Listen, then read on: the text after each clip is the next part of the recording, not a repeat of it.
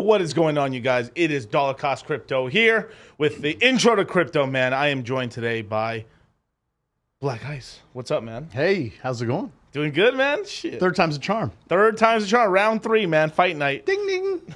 That sounds like a dinner bell for a cat. Yeah. Ding ding. Mike Tyson fight night. Yeah. Standing in the red corner, weighing 202 pounds. And the other corner is standing at 350 pounds. But dude, man, how you been, man? I'm good, man. Been busy. I'm trying to keep up with you. You've been in Puerto Rico. You're jet setting all over the world. Yeah. VIP guests. You're like the consigliere for crypto. You're the king of crypto in Vegas. Yeah, king of crypto. Me and Charlie share the crown, but yeah, we're kings of crypto. I still haven't met Charlie. Are you serious? No. Well, I'll make it happen. I'm feeling it's not all inclusive here. Wow, Charlie! Wow, but yeah, we'll get you to meet Charlie pretty soon and stuff. I'll have you. We'll get you on his stream pretty soon. Right on. Yeah, he's a good dude. But yeah, shout out to my boy Sterling. He's in the Red Pill Lions. I wanted to give you guys a little just heads up. April 3rd is the final day for the Red Pill Lions for the NFT mint. So if you want to mint your NFTs right now, do it after the stream or something like that. Just go to redpilllions.com and it's 9 Ethereum per line. Rule of 3, you guys, for you guys who understand what that means and stuff. It basically means with NFTs, you don't want to get too many and stuff like. You want to kind of, unless you are very, very committed to a project, usually 3 to 5 is kind of the range where you can sell it off over time and stuff like that. So like through the crypto mindset courses and Citadel, we've kind of created all these kind of like little rules or parameters to kind of keep everyone safe. Then as people get to this like intermediate to advanced stage, you can bend you don't want to break the rules, but you can bend them a little bit, but sometimes you know what you're doing, like fucking a chick raw, bro. Hey, Shay. I saw that podcast you were on, their show. Yeah, you guys were doing the review of the Rolo, and yep. that Dr. was Phil. a great. There's some sharp guys on that channel. Oh yeah. That I watch their stuff. I always comment. Good guys. Oh, they're great guys. The Sable brothers are really cool. We're doing a very special project with the Sable brothers in the background, but I can't talk about it right now. That's okay. But the Sable brothers are cool dudes, and the cool thing about the Red Pill Lions NFT is like all the income is used to make like red pill content and stuff, and then the royalties are paid out to Roll Tomasi and stuff to do more cool stuff. Wow. Yeah. So it is literally the NFT for the red pill. That's awesome. Yeah, I'll help you get one. I need to get one. Yeah. But hey, man. So what you been up to, man? It's been Just like I said, going on podcasts, trying to grow my channel, trying not to get banned. Making it happen. That's a tough one right now in this space, man. Everyone's getting fucking banned for everything. Yeah, now that I see that they've changed on YouTube, when you go to put your video out, they ask you all these questions. Yeah. And they're so detailed that you're afraid to answer the wrong one before you post your video. Yeah. You'll get banned. You'll get banned, right? Yeah. So I'm, just doing that, working on some other projects on the side and trying to stay afloat in this economy, with the business and the tech space and, Yeah, can you talk a little bit about that? Actually, that's actually a great sort of like headway into this whole thing about because this whole stream the stream is called the Intro to Crypto, but realistically, it's always we're talking about finance and money and stuff like that, and kind of why like we're in the space we're talking about right now, because you're in the corporate recruiting space, right? Corporate recruiting. I'm a technical recruiter by definition. Right. More glorified. I do more than that. I analyze how much the startup's going to have to spend for all their software engineers, hardware engineers, executives, and then they bring me in and I actually recruit the people as well. So most of the startups I work with there was a lot of crypto, right? NFT companies right before the crash. And so now it's like, I need a button. Dun, dun, dun, dun. Exactly. But basically what I do is they'll call me, and I've been doing it 2 decades, and I know how to do it fast, quick, and effective. And I charge a lot, but I'm good at what I do. So I can rip the best of the best out of any company and recruit them over. It seems to me you're like a tactician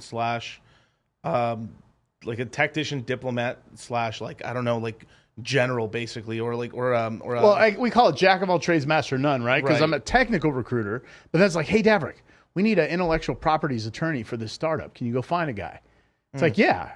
And I'll, call the attorneys at all the tech companies at Snap and, Facebook, whatever. And I start talking and they start referring friends, and then I send them over, and it goes from there. So I've been doing that for 2 decades. That's all I know. So I mean, you've seen, so I don't know if you've seen the stream. So I've done like, I'm on my 3rd in this series where every time there's like a major event with the Federal Reserve, especially with like Jerome Powell having a public meeting to like the office, right? Jerome Powell has been on like basically like the Federal Reserve basically has like 2 big mandates, right? It's having a strong labor force and a 2% inflation rate, right? That's what they want. And there's like a 3rd mandate, which is like the secret mandate, which is like to make sure the dollar stays as the world reserve currency. That's like kind of the secret little mandate in the back there. They don't talk about the 2 forward ones. They talk about is we want high employment and a 2% inflation rate. And the reason that they want a 2% inflation rate is because over a 30-year period of time, that inflates away whatever debt they've created. So whatever money they borrow today, and then when they pay it back, it's worth less. Okay. Wow. But but right now, like if you go off their numbers right now, like we're on a 6% inflation right now. I thought it was higher. I looked it up today. It was like 7 something. It's higher. No, so it's like so. Maybe that was mortgages. That may have been mortgages and stuff like that. But like if you look CPI and stuff like that, which is like the consumer price index and stuff. But that's not the only thing they look at. But let's just say like that's the main number. That's like the easy number, right? 6-7% inflation. But we know for sure that it's twice at least. Yeah. So imagine that the inflation rate's supposed to be at 2% on paper, so 4% in reality, and we're at 14 to 16%. Oh, easy. You just look at the cost of food. Look at the cost of doing business. Going back to what I was doing, all the companies in the end, right? And I say the end. This is something that I talked to you about before. Yeah. And it's funny because I'm getting into crypto. I'm a baby in diapers in crypto. I don't know that much, right? My generation, it's the older you get, the more stubborn you get. I don't want to change. I've done this for years. I'm going to stay in the stock market. I'm going to do the IRAs and all this stuff, right? So 401ks. Yeah. And the 401k wasn't even designed as an investment. It was a tool used in the Great Recession to stimulate the economy, if I'm not mistaken. You can look that up. Yeah. And also it was for corporations to basically stop pensions. So they were like, fuck, these pensions are really cost. So some companies were able to afford the pensions. Other companies were mismanaging funds and not properly investing the funds, and they were underwater on these pension funds. So the companies wanted to save money. So what they did is they decided, instead of forcefully taking the money out of your paycheck every month, putting it away, adding their contribution, and then investing it for the future, instead it became more of a self-directed sort of like the 401k is like, you could take some up, but if you give person the choice, they'll always, for the most part, there's some people they're super anal about it, that like contribute a lot of their check to it, and other people who don't contribute anything. Well, if they're 100% matching. Right, but some people don't even do that. No, they're 50%, and there's all these terms and clauses. When I'm recruiting, I have to learn all that from the startup. But going back to what I was saying, right before the recession, if you will, every company, every startup, I was getting hammered. Everything is tied to blockchain, which is tied to Ethereum, is tied to crypto, NFTs. So all these startup companies are all tied in that space. And here's the beautiful thing about it. Even though I don't know that much about crypto, what I do know is there's ebb and flows. The pendulum goes both ways. Yeah. And this is what I tell people. I'll talk about crypto, and all the guys might, how's crypto doing now? I say, how's your dollar doing now? Yeah. See, what they don't realize is that in a recession, gold goes up. Yeah. Silver goes up. In an up session, what you call a bull, is that right? Yeah. You call it a bull market. Gold and silver goes down, the dollar goes up. Well, guess what goes up too? Crypto. Yeah. And so you were mentioning to me earlier, we were talking about it. Right now is the time to make your moves. Because at the end of 2023, when it comes to 2024, we're pretty much. I mean, I'm saying there's still going to be deals on new coins and stuff, because there's coins that don't exist right now. They're going to come out, so there'll still be good deals. But the big stuff, the Ethereum, the Bitcoin, the Hex, a couple of these other coins and stuff are going to be priced at a really high point where like you're still going to make money, but the crazy amount of returns is dampened down. So is it now the time to buy? Is that what you're saying? Right now is the time to DCA. This whole year you can dollar cost average in, but since you always want to buy on red days. But right now, look, what Bitcoin's down to $20,000. Ethereum. I mean, show the chart. I mean, pull up the screen. As I snaps my fucking fingers, Travis. He snaps his finger. Travis is growling at him right now. As I cough into the fucking mic. Anyway, so right now Bitcoin's actually below $20,000. Beautiful. Ethereum's at $1,400. That's actually pretty significant, actually. Last time it was kind of like this. I think Ethereum should have been closer to like $1,100, $1,000. So it should show you like how much stronger Ethereum is right now because of the fundamental changes that's happened to it. But just moved again. Just to put this in perspective, right? Let's just say Ethereum here, right? Ethereum right now is 420, yeah, 420, hey. 420, right? Yeah, so $1,420. And it's very possible in the next 2 years, like somewhere in late 24, somewhere in 2025, that this could really easily be $8,000, $12,000. Okay, so do the math here.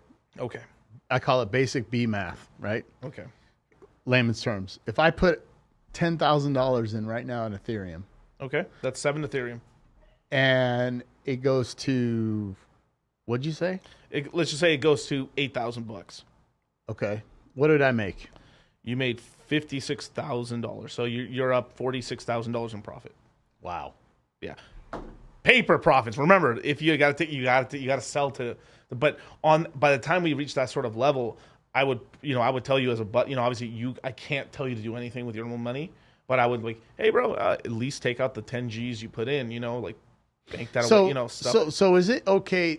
And again, I hope people don't think I'm trying to sell your product or your system, but for me, it's easy for me to contact you and say, hey, what do I do? There's so many coins out there. There's so much crypto. Like, how does a basic person know where to go and what to buy? I'm confused. I know Ethereum. I know that backs a lot of the NFTs, if I'm not mistaken, in games, online gaming, right? A lot of stuff's backed by Ethereum. And then you have Bitcoin, which was the godfather of crypto. And then you got all these other ones, XRP. Yeah. Like, I hear XRP, right? So I think what happens is for the basic person that's investing in crypto, it's all about marketing. Like if they hear it a lot, they think it's a hot coin or a hot crypto. And a lot of times that can be misleading, right? Because I Right. think by the time it gets in the household name, you're late at that boom. Is that make sense what I'm saying? Yeah. So typically how the whole cycle works is when you get on board is typically at the worst time. Right. Like right now, that's why I'm like banging the war drums. We're doing interviews. We're doing all this stuff. Like all our competition, right? Whatever shitty ass competition we did have, whatever competition we had, they have left and they're really not YouTubing at all. Or maybe if that they're YouTubing once every 2 weeks or something. Like it's and it's just because the market's slow right now. But when the market starts picking up, the YouTube algorithm, Google allows the crypto to get picked up. It's become sort of a self-fulfilling prophecy, basically. Right. So as the prices go up, people start really caring, and Google's like, oh, people are really caring about this. They turn the algorithms on to allow YouTube, the crypto YouTube channels to start getting views. Then these guys kind of come back and then go and try to get people into it at that point. But the thing is like but that's what we're doing is counterintuitive. We're trying to get people in when nobody gives a single fuck about it, right? Which is right now. But that makes sense though to do it at the bottom, right? Yes, because you're gonna make more money. You're always you can make money, but you're gonna have a bigger equity swing right now. So is this equivalent to before the housing boom when it took off? Would this be the bottom right now? Do you think we're bottomed out on crypto? We're very close to a bottom. We're very close to a bottom.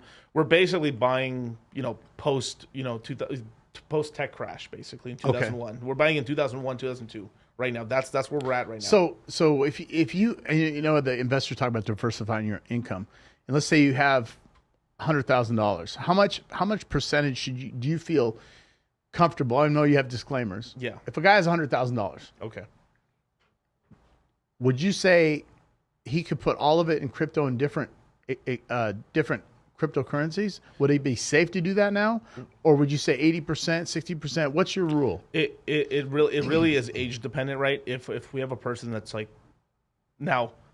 100,000 is a lot of money, and especially if somebody under 24 has $100,000, that's quite a significant amount of money, and it's more than likely either family money or money that they had for trust fund or college or something like that, or just hardworking guy that had like a good business, right? So I would never tell like a person that has that much capital, if they ask me for advice, to put it all into crypto, especially if they didn't know what they're doing. And right. Even if I taught them, I would tell them, bro, play with half of it, the other half just leave it there.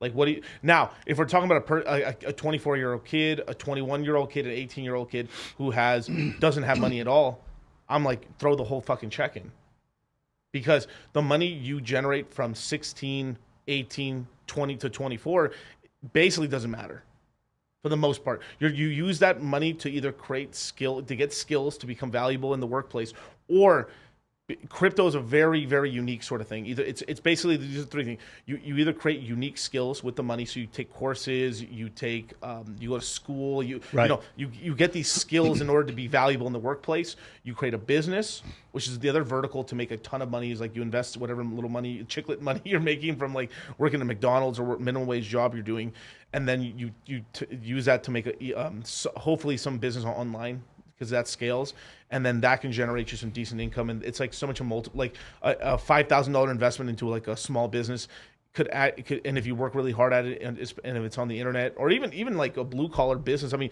power washing and stuff. Like, it doesn't matter the business. If you're hustling out here, you can make $100,000 a year from So imagine that. That's 20 times in your capital.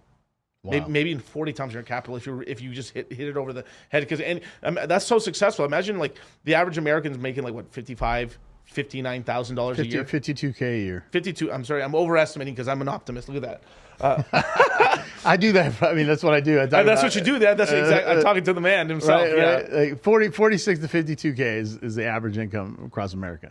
All right. Well, so hopefully I get you all, like everyone watching this channel. Hopefully we're all in the 100K club and above. Right. Well, and it's interesting because 100K in an A city is nothing. Yeah. You can't survive in the A market. You know. And what's an A? Can you explain that a little bit? Well, in recruiting, like when we're recruiting, before there was borders and boundaries, right? Now everybody's remote. But still, some companies say, oh, where do they live? We're going to pay them based on the market they live in. And A market is a heavily populated city. Los Angeles, San Francisco, Seattle, New York, Chicago. And it also could be based on demographics like the cost of living. So Washington, D.C., all those cities are expensive to live, right? So those are called A cities, right? So in Seattle, for example, 100K, the poverty level is like 97, 98,000 is poverty level. Wow. Right? So wait, say that again? $98,000 a year or less is poverty level in Seattle and King County, in the county, right? Yeah. So now Vegas is unusual. It's a C market. It's a BC market, but acts like an A market. Yeah. Because there's a lot of people that come and go, right? So there's billions of dollars that come into this market. But for example, Tucson, Arizona, that's a C market. Yeah. You make $100,000 in Tucson, you're in the top 1%. Right. Right? Because what's 100K is what the top 13% in the United States, right?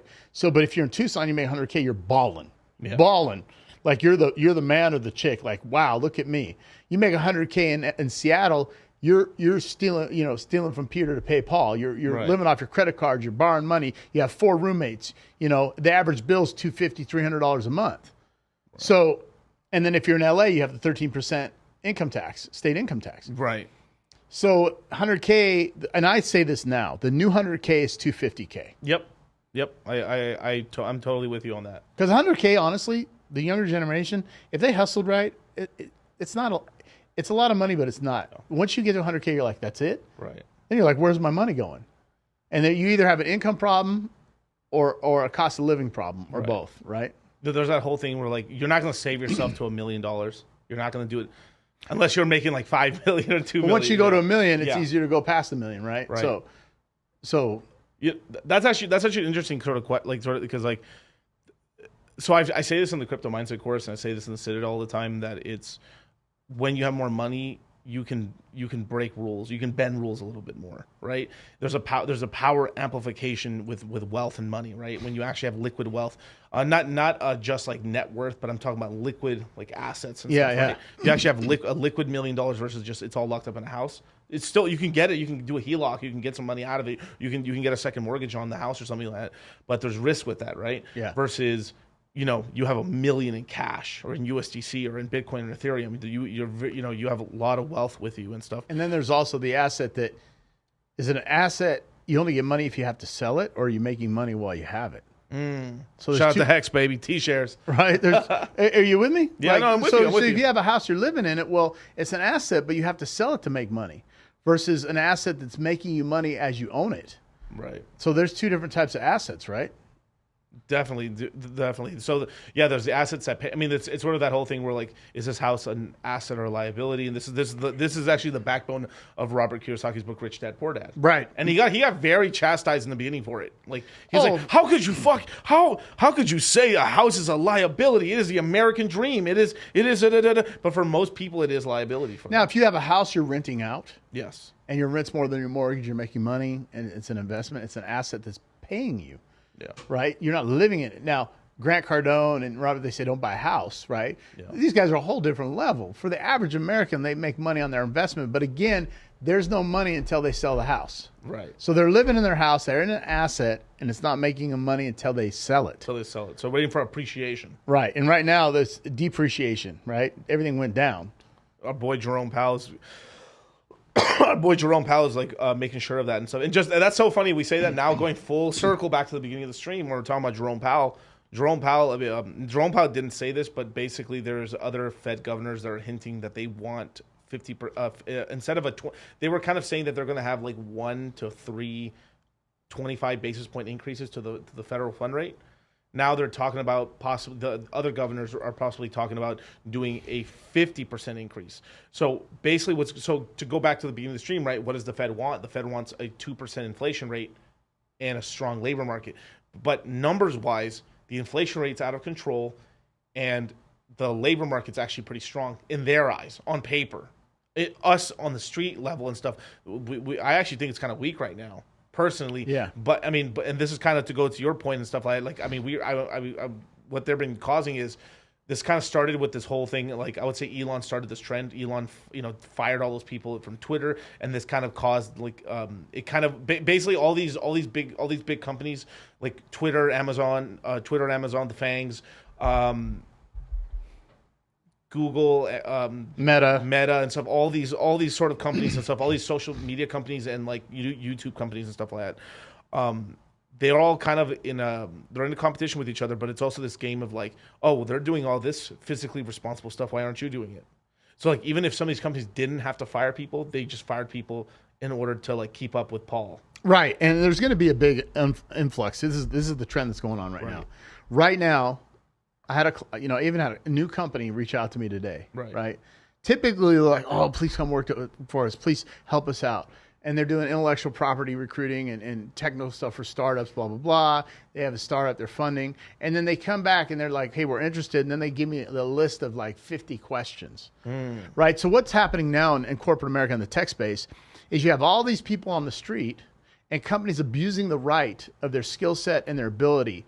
And what they're doing now is they're like, okay, it's on site, it's on site, it's on site. When the economy turns around, you're going to see a huge shift in jobs. People are going to leave the companies and go to other opportunities. Because what happens is companies right now don't have to do a lot to attract somebody. They're actually abusing that employer, that candidate. They're like, oh, we're only going to pay you this. We got 400 applicants. What are you going to do for me? So they're posturing, right? And they're like, no, this is on site, 100% on site, or it's a hybrid role. Right, which makes no sense. And we're in the 21st century of technology. We have Zoom. We have all these meetings online, all this technology. Why do I need to be in the office? Right. So you can babysit me? So you feel better about yourself? When it's an overhead and a liability for a startup to pay 20, 30, 40 grand a month for an office building, they can have their whole company remote. And they say, well, we like the collaboration. That's what you got Zoom for. Yeah. That's what you have, all the chat bots, not chat bots, all the chat tools that you have, Slack, right? Or Microsoft Teams.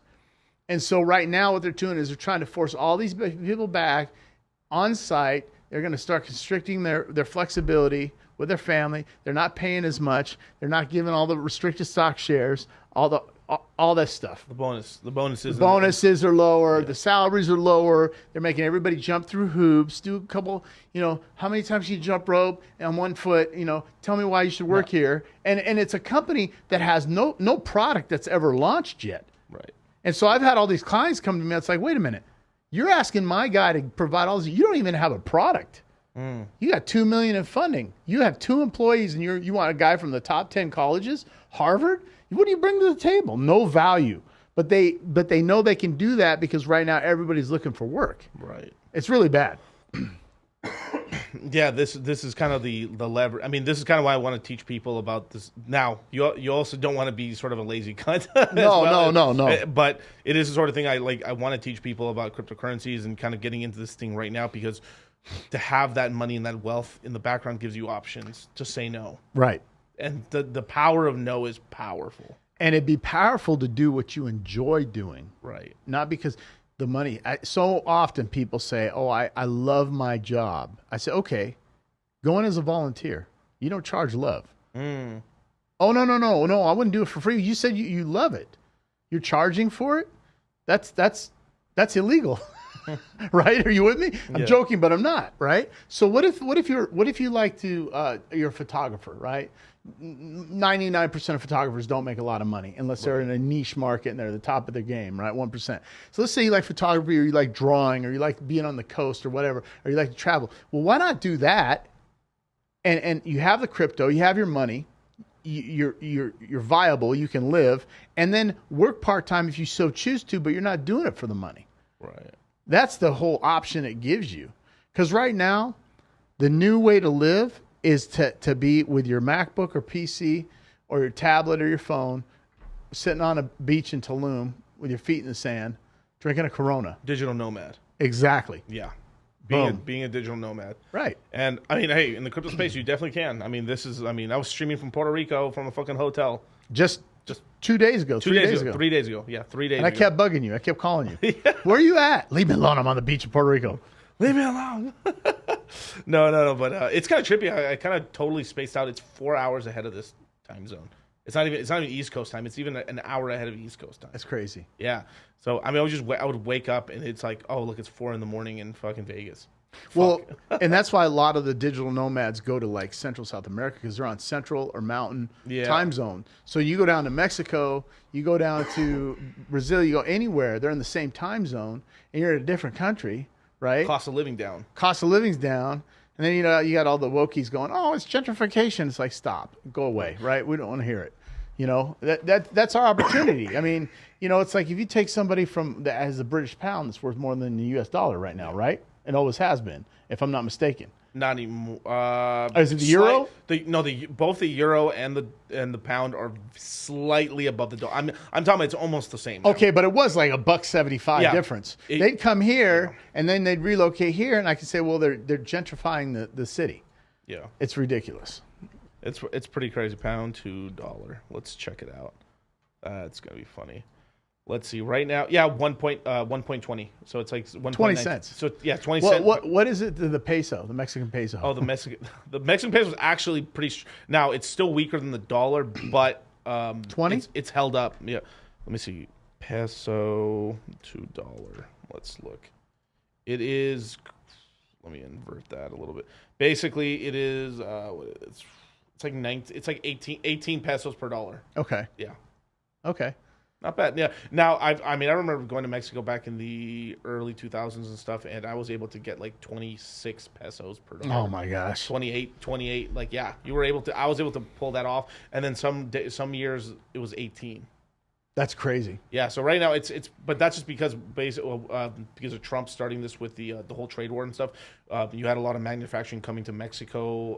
You had a lot of the lower end of the manufacturing side come back, and they moved it to Mexico. They put the high end back in, the United States and in Canada, and you're getting a lot of the clothing side going to like Bangladesh, Indonesia, Philippines and stuff like that, and a lot to India. Vietnam. Well. Vietnam. Vietnam's a huge one. Yeah. Yeah, like the Nikes are made in Indonesia and Vietnam, right? Yep. Isn't that weird? Like both of them fit different too. I don't wear Nikes, but I'm just saying. Yeah. It's fucking crazy. So I wanted to ask you, because you're in this like the recruiting space now, because of the whole the whole COVID thing that happened, right? Do you feel like there was an overhiring in the tech space? Yes and no. Yes and no. I think there was a race to get products out so fast. It was like the race to the moon. That's a whole different topic that I don't. Whatever. Sure, okay. We went to the moon, right? Yeah. Crypto did too. Everything did. Yeah, right. So we were racing the Russians to go to the moon, right? So there's this whole insight that we overhired. Well, more people produce more work produces more product, right? Faster, quicker, smarter. It's like the Moore's law, right? Things get smaller, quicker, faster, right? Right. So Amazon, Microsoft, and here's the joke. Amazon hires one person for 4 jobs. Yeah. It's the modern day sweat factory. Right. That's how Microsoft used to be. Microsoft is now about the people. Microsoft is the new lazy bees, the Boeing, right? Boeing, when Boeing came out, Boeing was like, okay, this place to be. When I started recruiting way back at the Last Supper with Jesus, that's how long ago I've been recruiting. I was in the picture. I'm the guy in the end sticking my hand out like this, right? Boeing, I couldn't hire. When you left Boeing, you couldn't get a job anywhere. Really? No. They'd hire like 10 people for one job. People would work on their MBAs at Boeing. They'd hang their jacket off at Christmas on the back of their chair, and they'd go Christmas shopping and come back. Boeing's very slow. Their technology's very slow. Just like hospitals, it's old technology. Boeing moves at the speed of a slug. Right? Hospitals, they're still on, the joke was, hey, they're probably still on old Windows software programs. They're very behind. Government, same thing. So Microsoft had to change because it was a sweatshop, and then they changed as Bill Gates left, and he left as an employee, the chairman, whatever. Yeah. Then things started changing where it was like, okay, let's hire 5 guys for one job. You're responsible for the click button on Outlook. Okay, that's my whole job, right? And so what happens is they hire all these program and product and project managers. Everybody's a program, project, and product manager. Everybody. Triple P's, right?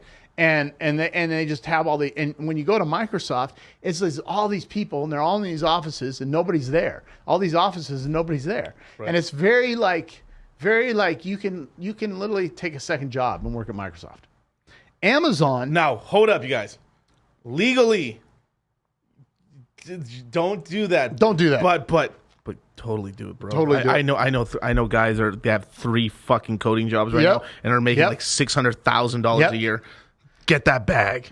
Get that bag. Just from 2 clients 2 years ago, I was making over $500,000-$600,000 just from 2. Then I had 3 and 4 clients, and I was a digital DJ.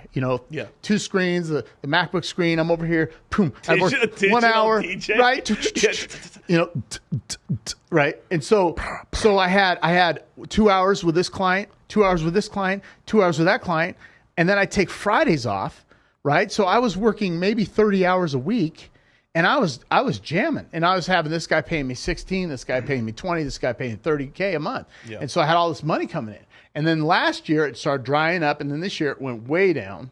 I lost 76% of my income, 76.4% of my income. Sheesh, that's crypto numbers, baby. But to answer your question, so then what Amazon does, Amazon, even though they were hiring a lot of people, there's a big attrition rate. Attrition meaning there's people coming and going. Turnover. Here's your new desk, Miguel. Well, 200 people have already sat in that desk. In a matter of like 6 years, their turnover is extremely high. If you sell your soul, if you live on your phone and you have your laptop Velcro to your waist and you work 7 days a week, you work 60, 70 hours a week, you will keep your job at Amazon. Now they laid people off, and I'm like, oh my God, what are they thinking? Those poor people. And it's a cultural change, not a racial change. Now hear me out, because I don't want people to say, oh, you're racist. A lot of the people that end up staying at Amazon, you're seeing this trend, H-1B visas, Chinese and Indian, because how they worked in their culture is a lot different than Americans work. And it's not like Americans. And I've gotten chastised for saying that shit, that the work ethic is very different. And even the way they structure their corporations, Indian corporations and Chinese corporations, it's very weird. But it's almost a communistic style work balance, right? So I have this vertical alignment, right? If you believe in God, okay, God first. Your career, you have to give a total focus for a second, but don't put it before your family. That's what pays your bills. That's what keeps the foundation. You go from bamboo to concrete foundation. Right. Then you got to look at yourself as the man and go, okay, I have to focus and make sure I'm level-headed. I don't have any distractions. Then your wife, then your kids. But what happens in America, everybody screws it up and puts it backwards. But when you go work in India, you go work in China, they bring that philosophy here. And you're trying to keep up. And I see it because I've been getting mail. Sunday, 12 o'clock in the afternoon, email. 1 o'clock in the afternoon, email. I work with people in those environments. I had Amazon as my client, and literally they're working 7 days a week, 12 hours a day. They're going to like their kid's 16th birthday with their laptop. And she's sitting there on the laptop working. Damn. And they sell their soul to Amazon. If you don't do that, you will not survive there. Now, they lay people off. I'm like, oh my gosh, how are you going to survive? So when Amazon's like, hey, would you like to be a recruiter? No. You could say, I'll give you $500,000 salary and all this stuff. I wouldn't make it as a person because I'm too independent thinking. I think outside the box. I'm too creative. Not that I'm better than the recruiters there. I couldn't work in that lifestyle and environment. I wouldn't make it at Amazon. They'd fire me in 30 days. Because the requirement, it's all based on metrics. Your success is based on metrics. When at the end of the day, the outcome is better than the metrics, but you have to provide the metrics as you're recruiting and then have the outcome. So your whole day is like, I got to do 90% administrative trivial work to keep my job, but then I still have to have the outcome, and I got to find out where the other 10% is and try to get that done. It's crazy. Now, hear what he just said right there about all the hours worked. Isn't it nice when you have investments that the investments are working that hard 24/7 for you? Absolutely. 365 in the background. Absolutely. Shout out to my T-shares. Shout out to all your staking yield and stuff. It's there. The price can fluctuate over time, but if you're in a good industry like crypto, it tends to go up like this, and then on top of that, the yield is paying you in coins. Nice. Which is really great. And so that's all about like that. My main thing is trying to get people into the capital class, as well as like I do always recommend like now. I'm an entrepreneur. I've always worked for myself. I've always worked in like if I didn't work for myself. But you're entrepreneur, not entrepreneur. Yeah, I'm not. Okay. Yeah. There's a difference, right? There's a difference. Because everybody can say they're entrepreneur, but they're really poor, and they're not really I'm not. They're not really moving forward, right? They're busy being busy. You're being successful at it, Right. right? Does that make sense? No, it makes sense, yeah. But, I mean, even a person that just hangs up the shingle, and there's just a solopreneur. If they're a solopreneur, because that's how I started, too. I was a solopreneur, but, no matter what, when I was working for somebody, I was working for my family. Either my uncle or my father and stuff, and that was just like I worked for the family, and then eventually I made my own sort of thing. I think a lot of people would benefit, because if you have that work, I had that work ethic, I bet you I could have made it in Amazon. Working that many, because that's how crazy I am. Yeah, you could have. But I'd rather work under my own thing. Well, the problem is too, when you taste freedom for the first time, independence. I don't know how to explain it. I've never been addicted to a drug, but I'll compare it to somebody being addicted to. It's a natural high you get. Where I remember when the day I walked out of this recruiting agency in Bellevue, I saw Jerry Maguire. I was there 18 months. Jerry Maguire. Jerry Maguire.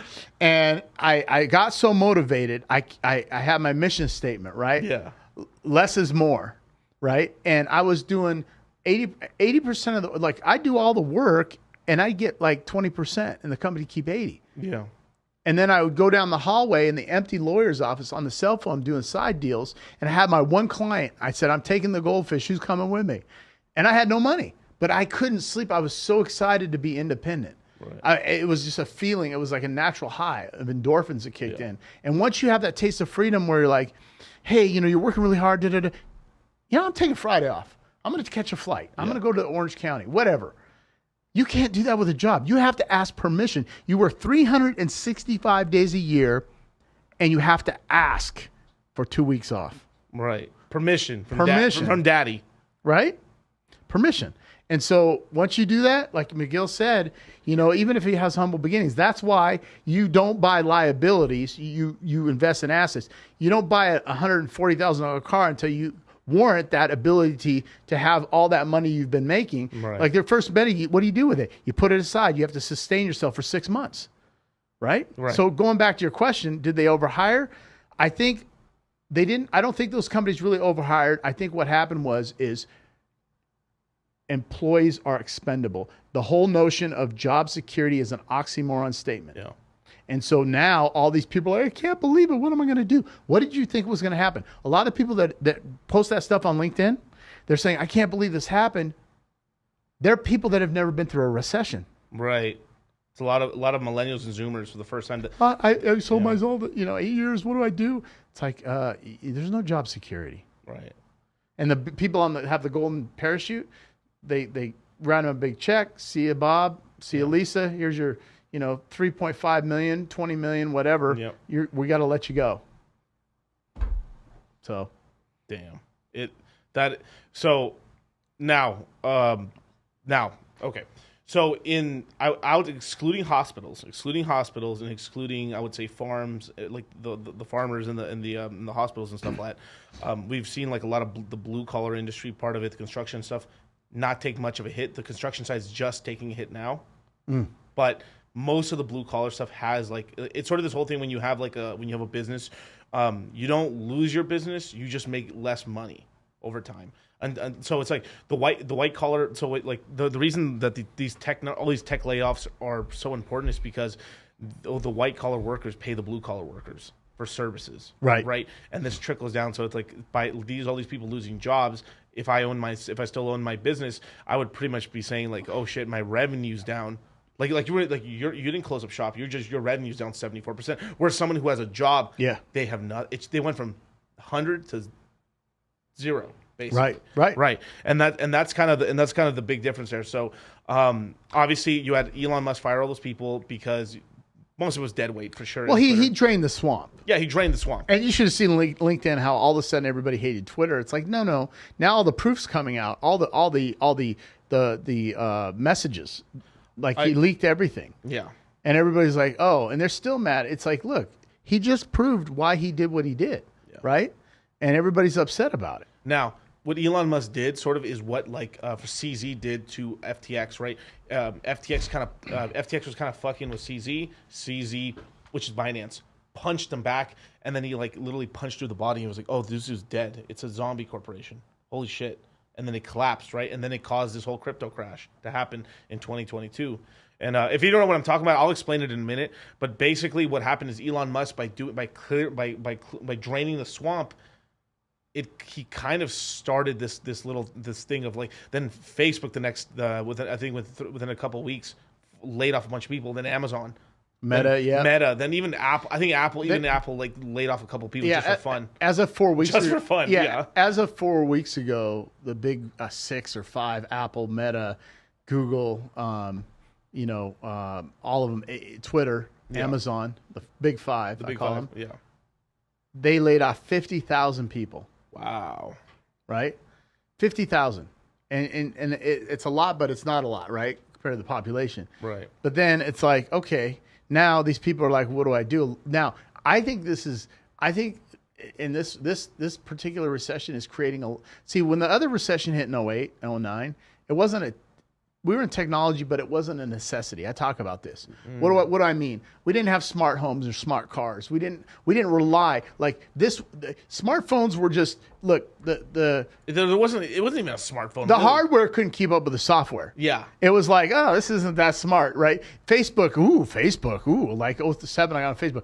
What happened to MySpace? What? Like if you say MySpace, some people don't even know what that is now. Yeah. So shout out Tom. Yeah, right. Yeah, Tom. But now it's a necessity. So it's created a lot of entrepreneurs. Yeah. People are finding a way to make money online. And once they do that and they can sustain themselves and pay their bills, they're not going back to work. Yeah. They're not going back to work. So not to go back to the Fed, right? The Fed right now is increasing interest rates in order to hurt two sectors primarily because the other sectors are too strong. There's such a need because the COVID shut down the economy that these people went back to work, and people need these like they need nurses, they need doctors, they need people working on roads. There's like the utilities and stuff. Right. It's so ironclad they're not losing their work too much.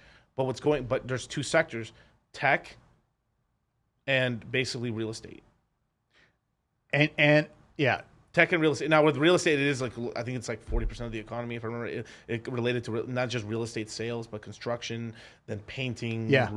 Fucking service industry for real estate's insane. Insurance, like it's gigantic. And I think real estate's still going to keep booming in places like this that act like an A city, but it's a B city. People are moving here because they got fed up with where's my tax money going in California. There's two cities in the United States like this. Well, that I know personally, I know there's probably one in the South that Nashville. Maybe I'm not accounting for that one, but there's a brain drain, right? There's people leaving from New York and Jersey, leaving to Miami. Yeah. And there is people leaving LA to Vegas. And Texas. But they're going to Austin, which is another social city. Yeah, that's more of a lefty city. Yeah. Well, I wouldn't say it's all left, but it's pretty left right there. But basically there's a big brain drain going out. So Californians are leaving into Nevada and Texas primarily, and then you're getting a lot of the East Coast states moving into to basically down there in Florida basically, right? Miami, Hotlanta. But there's also a demographic shift too. Is right now depending on the numbers, 8,000 to 10,000 baby boomers are retiring every single day right now. Wow. Every single day. And if I got the number correctly, I think, let's just say it's 10,000. I think 2,000 of them are moving. So most people that are retiring, they're staying put. They're keeping their house paid off or close to being paid off. And they're just staying put, basically, living off of like whatever they have, right? But there's so basically about 20 to 25% of them are actually selling their property, moving to a different state. This is one of the reasons why Miami is exploding right now. Like their real estate market has basically... It's only gone down like 2% or 5%. Yeah. It hasn't gone down at all. I think my house maxed out at $720,000, and now it's down to $650,000. Yeah. $643,000 as of today. The value guesstimated, right? Yeah. And on Redfin, Zillow. Yeah, Zillow. Well, Zillow was lower. Redfin said $650,000. So I'll go with that number then. But when I bought it in 2020. I put the earnest money down in 2020 of October. I moved in March of 2021, March 16th. But when I bought it and put the earnest money down, it was $479,990. Okay. Right? And then it went up to $720. Now it's at $650. Hey. So it went up 41%, right? And then all of a sudden it flattened out at $650, give or take. So you're up 20% basically still on it. Yeah. 28, So 20-ish, yeah. I'm like about $1.50, give or take. And then and I've had it 2 years, so I wouldn't have capital gains, right? After 2 years. So and either way, is that your primary residence? yeah, So you wouldn't even you're not married, are you? no, So yeah, so you're tax free for the first $350,000 anyway yeah. of that, and then on top of that, if you're married, I think it's like $500,000 if I remember correctly. So basically, I'd make 150 minus realtor fees and all that stuff, right? Right. So, I mean, I could go to Mexico, yeah, you go to Mexico. Playa del Carmen. Joe, I would probably tell you at this point with all the shit going on in the cartel, I would tell you not to go to Mexico. Playa del Carmen, though, that's different, man. That's on the coast. It's between Cancun and Tulum. I recommend Baja for people. Baja, now if you're like I'm telling you, like Mexican here, How do you know? full-blooded Mexican, full beaner here. Trust me, beaner Bronco Buster here. That should be. You should get a shirt that says, Beaner Bronco Buster. That's your nickname, right? Yeah. Shout out to Once Upon a Time in Hollywood, right? Beano Bronco Buster. But basically, what's going on down there is like the drug war is starting to get a little crazy, as well as like the Mexico is making a lot of money. The northern Mexico is making a ton of money right now. They're lifting themselves out of poverty. The northern part, the southern part of Mexico is just a shit when you show. say northern, you're talking about Sonora? I am talking about the upper states like Tijuana, like anything that's touching Monterrey, anything that's touching like the upper Nogales is on the border. What's the town south of El Paso, the city in Mexico? Help me out, subscribers. Anybody live? Yeah, Bueller. As we wait for the comment section, let me list. So the 907 King with the $20 super chat. Hey Miguel and RG3 is here in Alaska. Our hospitals reported that ER has 45% new grads, 6 months, traveling nurses who make 2.5 times more than staff nurses. Damn. Yeah, man. See? Juarez.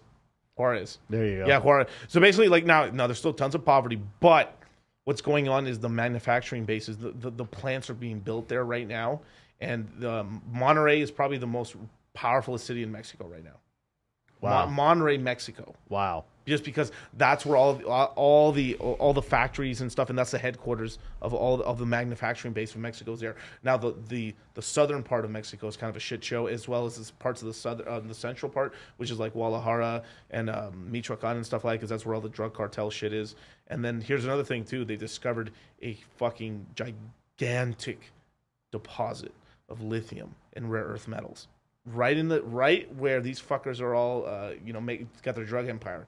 So my skeptical like hippo eyes is kind of saying like maybe they're starting this war up, and then they'll clear them out in order to just get them resources for them electric cars and stuff. Wow. And look at that right there, just up the creek. There's the manufacturing to make all the cars. Wow. Because I just ordered myself a car, right? Wait. 90% of it's made in Mexico. But is it? It's not electric, is it? It's not.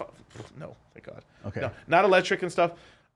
It's the last of the Hemis. But the Dodges. Do you see all their electric cars they got now? They're betting big on it. They're the muscle cars. Yeah, the muscle. And all the guys, the Mopar guys. Oh, and then they drive. They're like, whoa.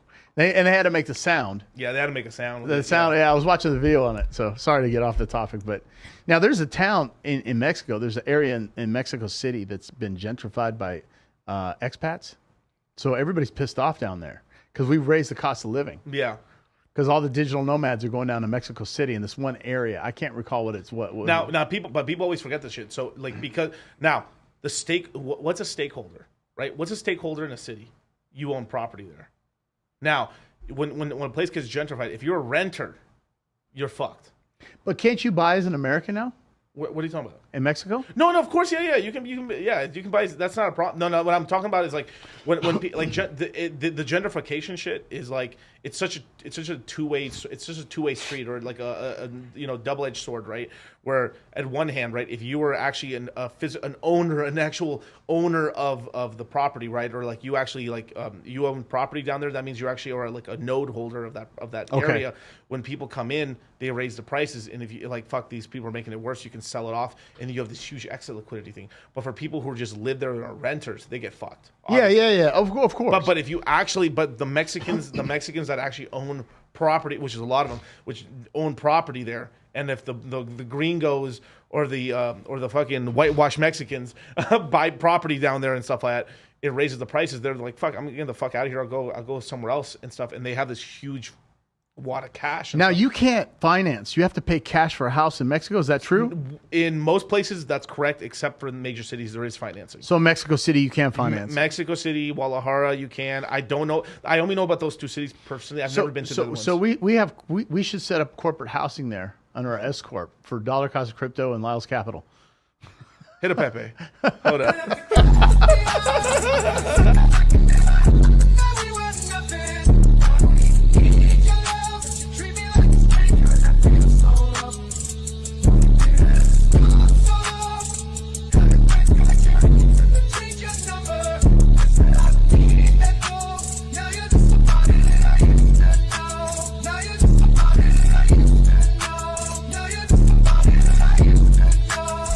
That's right, man. Crypto mindsets worldwide. We're everywhere. Offices everywhere. Sticky paws everywhere. Sun doesn't set on the sticky paws empire. No, but that would be great. Like Airbnb for all the podcasts who go down to Mexico City. Yeah. But you know the crazy shit is it's safer in fucking Medellin, Colombia than it is in... Yeah, Colombia is safe as can be. They somehow pulled it together. There's only one problem in Colombia. They have this drug that the girls, what they'll do is they'll give you this drug, they'll slip it in your drink. It makes you pass out. Some guys pass out 1, 2, 3 days. Whoa. And I can't, I'll look it up. Or I know your awesome subscribers or our awesome engineer, Travis, will look it up. But what's happening is... Is it a pregnancy test? What? I'm pregnant, sorry. Men can have babies too. No, but I don't want to go there. But but anyways, what's happening is these guys are going down. They're getting on Tinder. You know, first of all, there's a lot of beautiful women down there. It's very easy to meet an attractive Colombian woman. Are you calling me a passport, bro? Passport. Are you calling me a passport, bro, right now? Man. Hey, let's go. Let's go. Hey, I'm just saying, man. I go down to Colombia or I go down to Brazil, bro, and I'm out here. I'm pan dulce. I'm papi suave. I gotta look this up. But anyways, what happens? These guys get on Tinder, and they go meet these girls at a bar. And then the girls like drop the pill or whatever in the drink. They say, let's go back to your hotel or your room. And then the guy passes out, and everybody robs him. And some people, you know, get injured, like they harm the guy. But a lot of time, wow. And so then the guy wakes up like 2 days later. And if the drug's the wrong dose, they can kill him. But it's very popular. So what happened? Scopolamine or scope? I think that's what they're calling it. Let me see. Scopolamine or some shit. Yeah. That is a ridiculous name. Scopolamine. Yeah. Scopolamine. Yeah. Provides a potent weapon to Colombian criminal. Okay. So basically the drug puts people into a zombie-like state in which they lose both their memory and free will and can be convinced to empty their bank accounts or hand over their keys to their apartments and cars. Whoa. I heard keys. What keys we talking about? What keys? No, look, this is serious. So they give you this drug, and you're a zombie. You're like, basically, you're... The devil's breath. Yeah. So, like, you know, could we talk to Elon and give it to him and have him empty his bank account? His money's all in stock, bro. Hey, I just read an article. When he goes to the bathroom at his company, the bodyguards go in the bathroom with him. So you're telling me as a bodyguard, I'm just smelling his shit all day? Exactly. Damn, son. So he will go. He doesn't leave anywhere without a bodyguard now. Wow. Because he's the anti-woke, right? So you know, I love when me and you talk, bro, because we have these clippable moments that are just so insane. Like, I'm just gonna have a clip that says, "So if I was a bodyguard in Elon Musk thing, I'm just smelling his shit all day." That's right. And there's the clip. Elon, Jesus. Why do you smell like shit? Bro, I've smelled this dude's shit my entire career. And he's got this funny picture of him holding what do you call it? A sink? A sink. You see that? Yeah. So they posted it, and then it's like Elon's bodyguards go to the bathroom with him. He's in that. He thinks that he's going to be killed one day. No. Well, I maybe should put that on YouTube, but yeah, he might suicide himself. No. Something might happen, but he's in fear of his life. Yeah, he said that. So I'm like, wow, you know, you can't go anywhere. Dana White walks around without any bodyguards. Steve Ballmer, one of the Microsoft guys, a multi-billionaire, he was actually CEO at one point when Bill stepped down. Steve Ballmer. I used to go to the barbershop in Bellevue in King County, and Steve Ballmer just comes walking in, gets out of his Jeep Cherokee, and he just comes walking in. I see him at Starbucks. I see him all over Bellevue. No bodyguards. Yeah. Because they don't really upset anybody. They don't push the buttons. And they're not known, too, either. Bill Gates, though. Yeah, Bill Gates is no. He needs a bodyguard now. Yo, we gotta be careful with talking about Bill Gates, bro. Because so that whole FTX thing. Shout out to go on my YouTube channel, go watch FTX sex scandal. It's me, Rollo Tomasi, and Charlie. We're in there, right? And we started delving. We went through this all delving deeper and deeper and deeper into the family connections of SBF and his girlfriend. They're basically a dark elf family, dark elves that fused together. It's essentially was a arranged relationship, marriage sort of thing. So imagine your parent, let's just say he didn't Bill just get divorced? Oh yeah, he was getting no. Do you want to know something crazy about? But he had an open relationship where his wife let him see his ex-girlfriend. Sort of. So he had a contractually. He got to fuck her. He got to fuck his ex-girlfriend in the marriage, contractually in the contract. So imagine Bill gets married to his wife, and in the contract he's like, I'm allowed to fuck my girlfriend, my ex-girlfriend, once a year for about 2 weeks, and you can't say shit. Well, but okay. So let's do this. Okay. You can't, in Washington State, you can't use that in court in a divorce. Well, no fault marriages already exist now, so it's basically if you're cheating, you can't In California, it does though. I'm not sure. I don't know. So why would it have to be in a contract?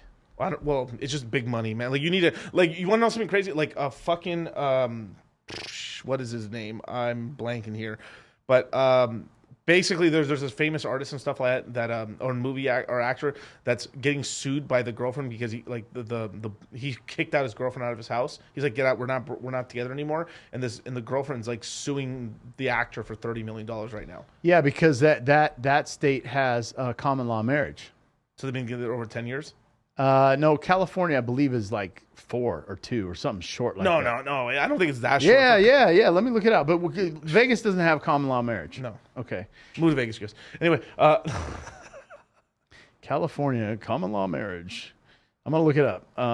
Well, it's interesting you brought that up because high-value men always exercise options. Yeah. And I talk about that. And then they're like, no. Look at Kevin Hart. Kevin Hart cheated on his girlfriend, right? Dwayne Wade. Gabrielle Union, he cheated on her. No, are you saying The Rock cheats? No, I said Kevin Hart. No, I think you said the other guy. You said The Rock too. No, I said. Who did I say? Dwayne Wade. Oh, Dwayne Wade. I'm sorry. I thought you said Dwayne. Dude, I don't need The Rock coming here. You smell what I'm cooking. No, he said it. So, but my point is that all these Jay-Z cheated on Beyonce. Ozzy Osbourne had 6 women over his time, and Sharon knew about it. Yeah. And this is one thing, get off the topic, but my specialty area, red pill, I tell these women as a messenger, high-value men have options. Right. They're going to usually exercise those options. And then they say, I'm giving you the message. Yeah. I'm telling you. Because it used to be back in the day, just don't embarrass me or don't embarrass the family. With their shenanigans. Right. Which I understand. That's respectful. I understand that. Yeah. It would be as long as you don't get her pregnant and bring home a disease. Yeah. Yeah. There is no, oh, shoot. What? There's no common law marriage in the state of California. Okay. I stand corrected. We safe out here, you guys. Boys, we safe. There's no okay, yeah. So I guess what happens is if you're in a state like that, this is my opinion and what I've seen. If you're wealthy and you have a lot of money, okay, what do we define wealth as? Fuck you money as wealth? Fuck you money. Well, it's different for everybody, but let's just say someone has 15 million, 25, 15, 25 million. Yeah. Okay, you're an actor, right? Okay. Yeah. You live with this girlfriend for a long time. You're paying all her bills. She got mail coming to the house. Mm-hmm. Her any bills that she has, I mean, he's paying them, right? Let's just, and then one day you decide to kick her out. Now, there's no common law marriage, but I guarantee you, in a woke city, they're going to defend the woman, right? And they're going to try to get that guy's money. They're going to find some reason to take him to civil court and sue him.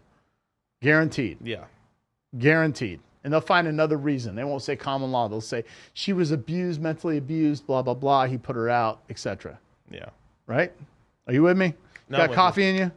No. I mean, I'm with you. I'm just like, I'm just thinking of like, my brain's already like scapegoating. I'm making contracts here, like because like if you get because like all right, like now this sounds ridiculous to the regular guy, right? To the regular guy, you have a girlfriend, like you guys break up. Oh, fuck you, bitch, I'm done. Nah. And you guys break up and stuff. Worst case, you guys are splitting up the car, but it's not. It's like you're not getting sued for $30 million. But like remember how I said money's an amplifier and money's also you bends rules, right? Right. Now. $30,000, $100,000 to a guy worth 100 million's chiclets. Right. Now you hear that shit. You're like, what the fuck? Now there's something that we talked about with Fresh and Fit. Last time we were in Miami, me, Myron, Fresh. I forgot somebody else was there with us, Charlie, and then one other person. We were kind of talking about this whole thing about like what this is like in private. We're kind of talking about what constitutes the level of tricking, right? Like when you're paying for pussy, right? Right. And it gets a little murky when the level of wealth, like such a point in time where like for somebody like, oh my god, I just bought my girl a Louis Vuitton purse. Okay. And like now in this example, right? I bought my girl a Louis Vuitton purse, and I make $5,000 a month. That Louis Vuitton purse is $2,000 a month. Wow, that was a big gift for her to her, right? Versus some guy that makes, he makes about $1 million a month. $2,000 purse is fucking not even like nothing. I don't think. Okay, so I'm going to answer this. Yeah, and please do no. And Myron and Fresh, we can debate it in a positive way because I agree with most of their stuff, right? Yeah. No, and they weren't agreeing. It's just really murky. I'll clear it up by definition. Yeah. If you are in a long-term relationship, okay, and she lives with you, you act like you're married, but you're not married on paper, right? Or you're married. I don't think you're being tricked. Let me explain. That's your girl, your woman, your wife, whatever, right? Right. Now, if you're dating a girl, and she stays at your house, she still has her own address, but she doesn't live with you, then I can consider that being tricked, right? It doesn't. It's not about the money. It's okay. Look at it this way. What constitutes the trick there in that? Well, scenario? because look at it this way. Okay. And I said this. When people don't live together and they say they're in a relationship, let's say they've been in a relationship for a year and they don't live together, they're dating. Let's be real. There's FTC, failure to commit. And I'm not saying you need to move in, but why haven't you moved in? Well, I got my house and this. No, it's called FTC. That's not a relationship. You guys are keeping your options open. Let's be real. Oh, so that like both parties are spinning plates. Yeah. Yeah. Okay. Okay. And then so I'll give you an example. Yeah. I've been with my girl 4 years. April 17th. Mm-hmm. She's lived with me for 4 years. We will get married, have a ceremony, but not sign a government contract. Right. But by Mexican standards, we're married because we've lived together. Yeah, you live together. You're married. And every time we say, "How come you haven't had kids yet?" Her Tia, where's your kids? Tia, the mom, right? Yeah. Okay. The aunt. Yeah. I bought her a brand new Mercedes. And why are you tricking? I'm tricking, right? Like, but hear me out. Yeah. So I pay all the bills, okay? And in 4 years I've been with her, I bought her two Louis Vuitton purses, just two, okay? I bought her some YSL heels and some Louis Vuitton, so $1,000 heels, right? Yeah. And red bottoms. 2 to 3, $500, Tom Ford glasses, Louis Vuitton, and a bracelet. And I bought her a new car. Now, if she wants to leave, I wouldn't put her out and say, no, I'm going to give her some money, take the car, blah, blah, blah. The point is that's my live-in girlfriend / wife. She takes care of everything in the house. She cooks all the meals. She's mentored my daughter. Mm-hmm. I pay all the bills. She can contribute when she wants to, but at the same time, that's not tricky. I'm getting there. She's not a liability. She's an asset. She's providing value in the house and the relationship. Right. Now, I have guys I know, and one of them's a rapper, and I'm not going to say his name. I had a conversation. He's spending $2-3 million a year on chicks, and it's like, dude, what are you doing? You're a rapper. You already got accolades. Why are you buying girls? They remember Mike Tyson. Oh, you like BMWs? I'll buy you a BMW. Yeah, right? I want some slaw. Right? But you see what I mean? To me, it's like, why are you giving this chick all this stuff? Because you're buying her. Now men always pay for it. Yes. It's either indirectly or it's transactional. Yeah.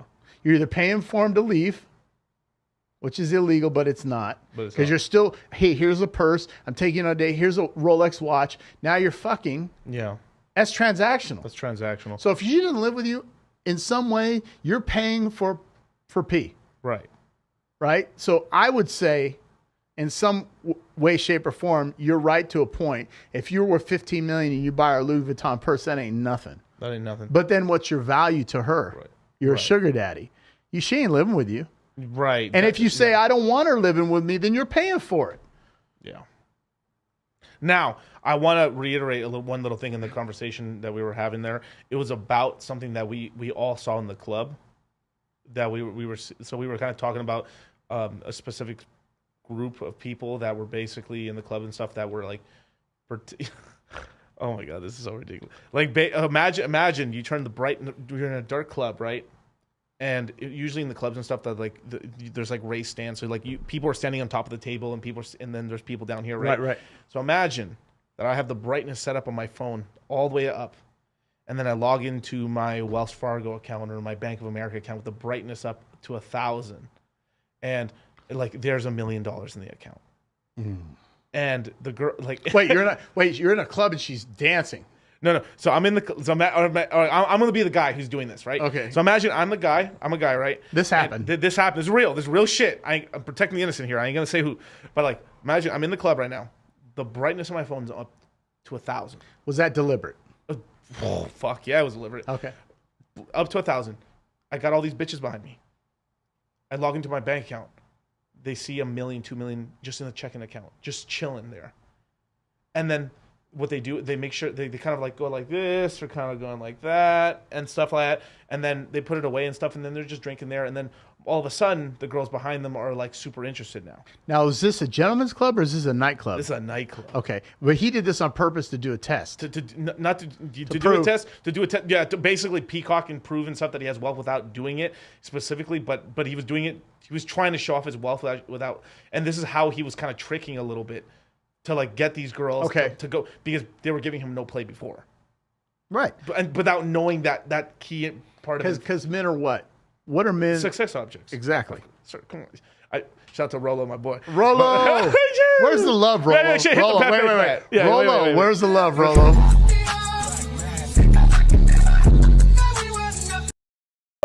Where's the love, Rolo? Rolo, did you get my message? and that's kind of what we were discussing, is like where on the spectrum that was on tricking versus not tricking. In terms of game in the club. But then we were like, well, yeah, I mean, he's still getting cutty no matter, because a lot of the times, like, guys would go to the club and, like, you know, gym tan laundry. Most guys go to most guys in the club aren't going to the club to find a relationship. They're going like, I hope I get a booty call or a one night stand, right? So it's kind of, there's a lot of you know what's scary? It's a lot of gray zones. You know what's scary? Now, we all know Rolexes, pretty popular watch. Yeah, of course. But if you go into and I love Rolex. I don't have one, but I have an AP. But I didn't pay for this. I did a barter in business for it. Okay, so it's a different deal. Okay. Check this out.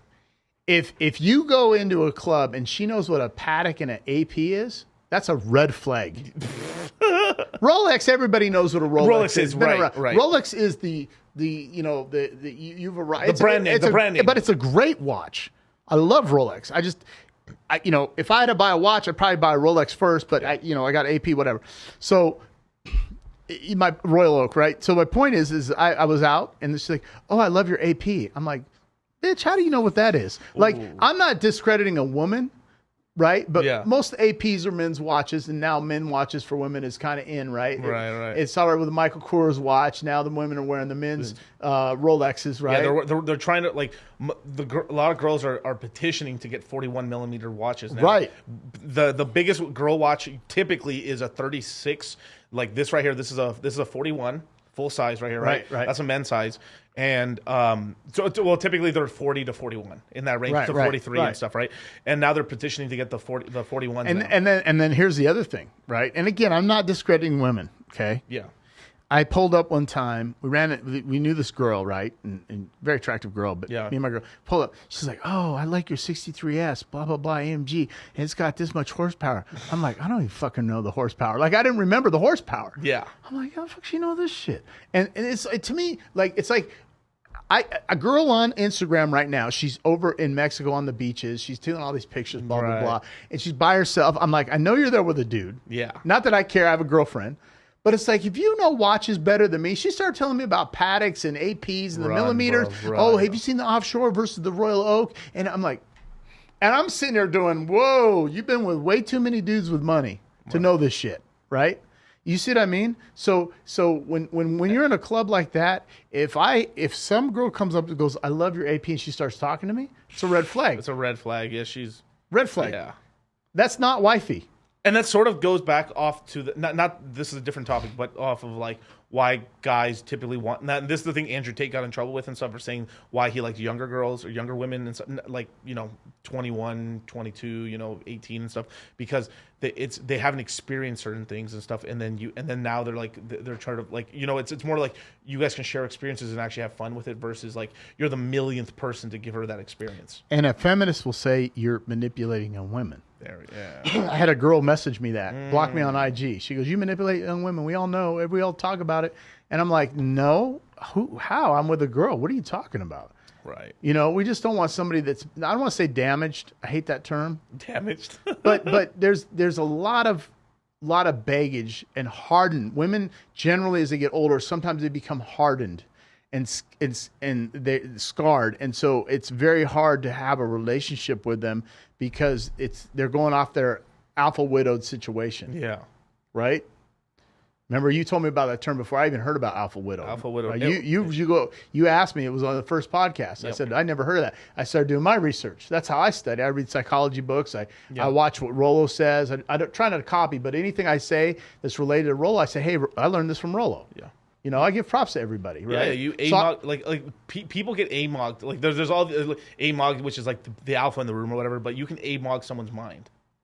And I use this in crypto all the time. Like we've onboarded a lot. We've onboarded a tremendous amount of people in the crypto space. It's still a small amount, like relative, but like 12,000 people is still a decent amount of people. Dude, that's a lot of people, bro. Right. But we've had people that taken the courses, done very well for themselves, and now like you always get a couple of these crazies like that are like you get 12,000 people, you're gonna have a couple spurgs in there, right? And then I just told one the other day, I was like, bro, no matter what, I've alpha widowed you for our life. Like when you think. Because I taught you crypto, you will always think of the way I taught you crypto. Right. And that's what I call blowing up a girl that you meet that's younger and showing her new experiences in life, interacting with social networking with people at your level and above, a hierarchy of men, right? A hierarchy of restaurants, vehicles, houses. It's a different lifestyle. Yeah. And so when I met my girl, she didn't even know what 6 figures meant. I'm like, this is a gold mine because she's not ruined. She's not tainted. She was 26 years old. And she was successful at what she did, but she was living in Tucson. Right. And, she, it's like, she goes, da-da-da. I didn't really talk about it. She's like, well, what do you do? She didn't understand it. Yeah. And she goes, oh, you do okay? I said, the 6 figures. She's like, what does that mean? I'm like, oh, my gosh, I found the one.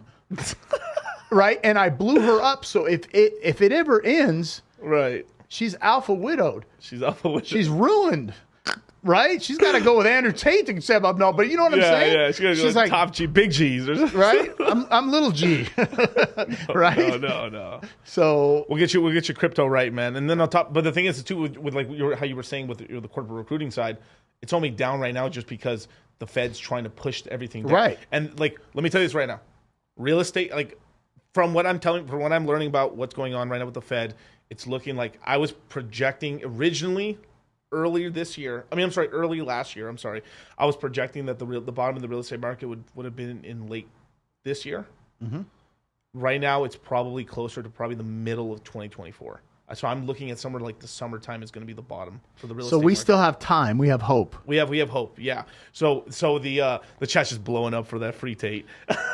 Right. But we still have hope. So basically real estate. So once the Fed pauses rates, once the Fed rate pauses, we'll get the big crash in the market. You fucking buy right there. That's the last chance right there to really buy really low.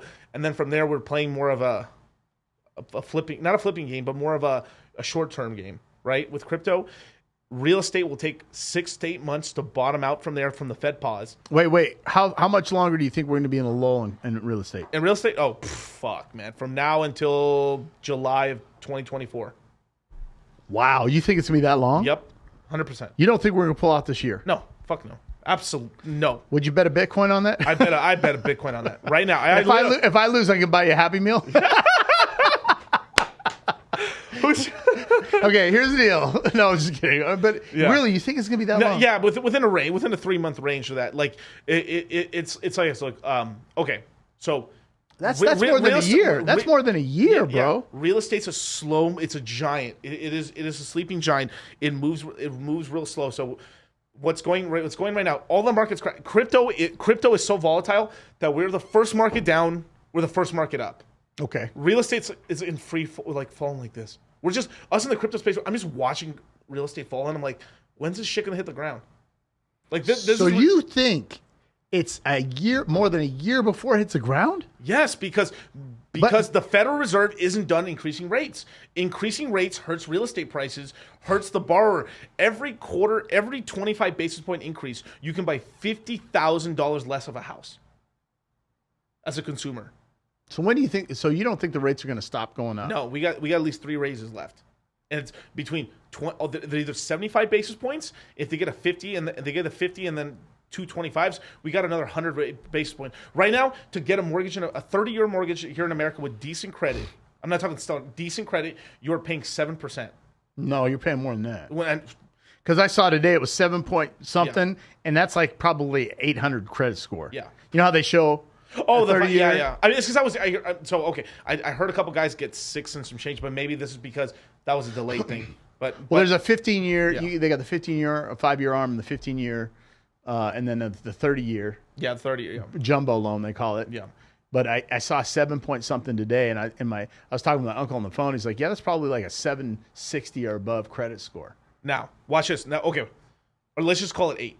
People are getting 8 comfortably, right? Mm-hmm. 8%. So if they increase it another 100 basis points before they pause, that means you're paying 10.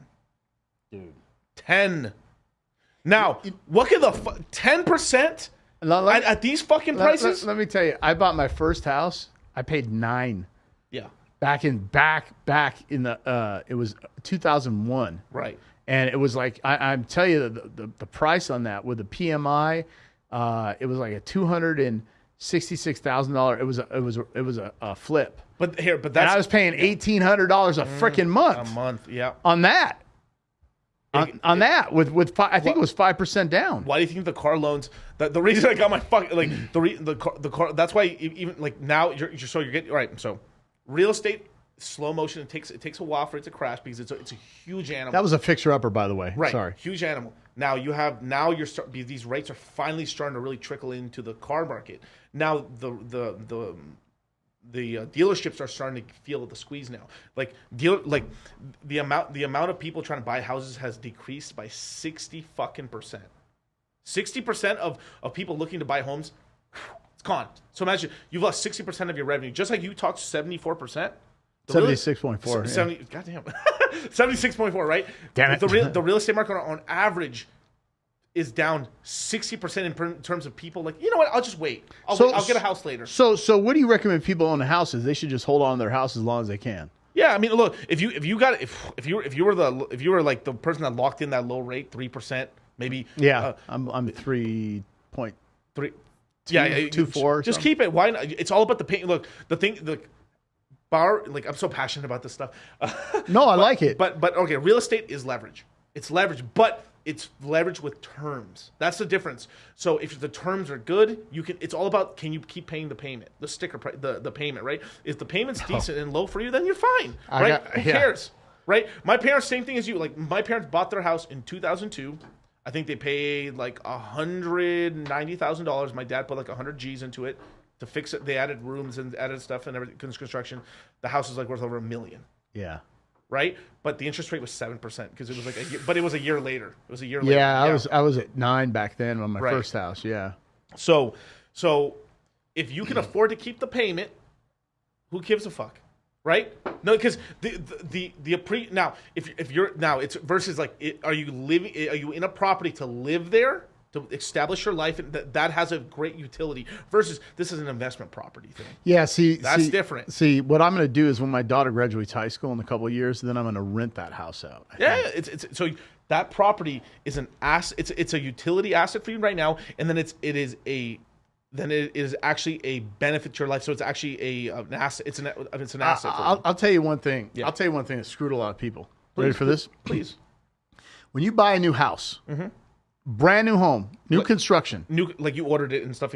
Well, yeah, like Lennar, for example. Gotcha. KB Homes or something like that. Yeah.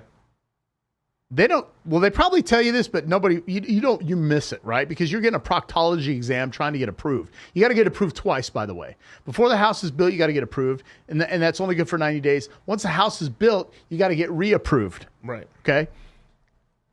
When they do your mortgage, and they add the PMI and the property tax, and everything, they're adding the property tax based on the property land, not with the house. So guess what happened with my mortgage after a 1.5 year valuation? Please.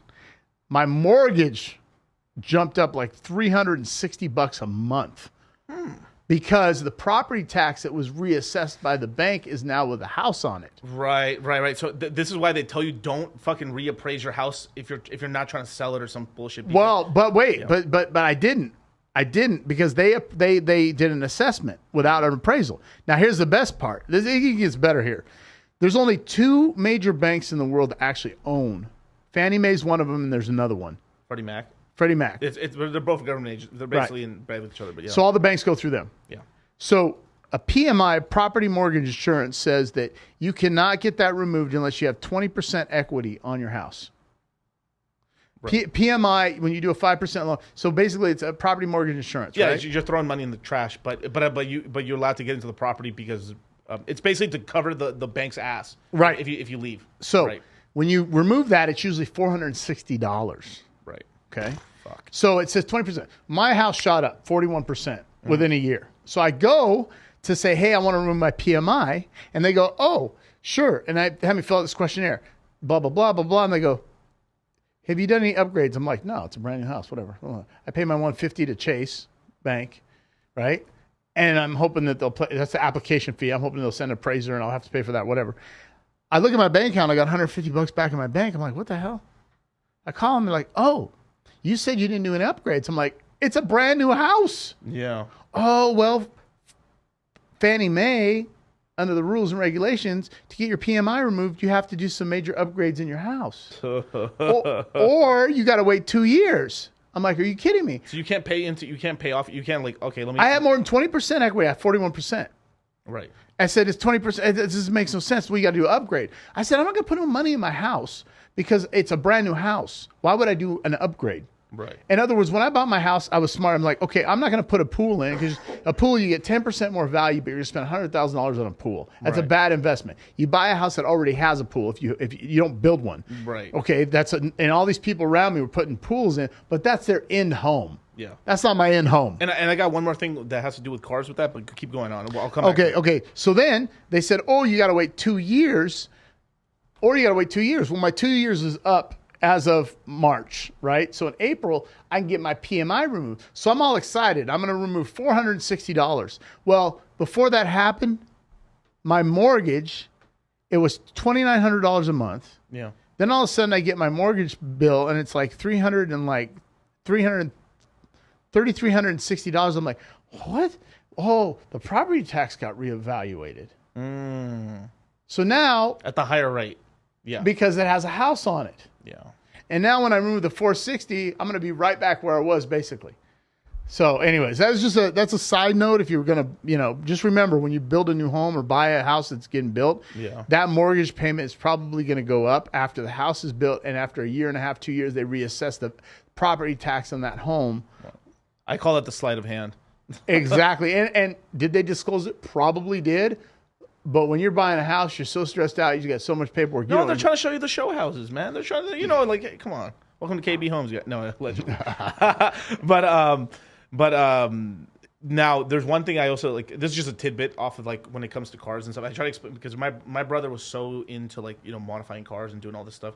But he actually look at it right. All the little modifications and stuff is almost a waste of fucking time. Oh, absolutely. You're always better off just buying a more expensive fucking car that's faster.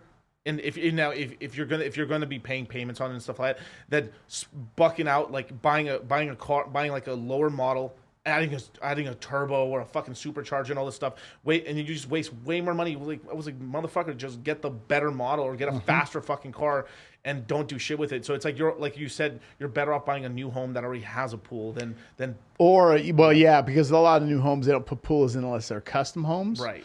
Lennar's not custom. Right. Blue Herring's custom. But you buy a house that, like, for instance, if somebody moves out of my neighborhood, sure, the house is worth 10% more, but you got $100,000 loan on the pool.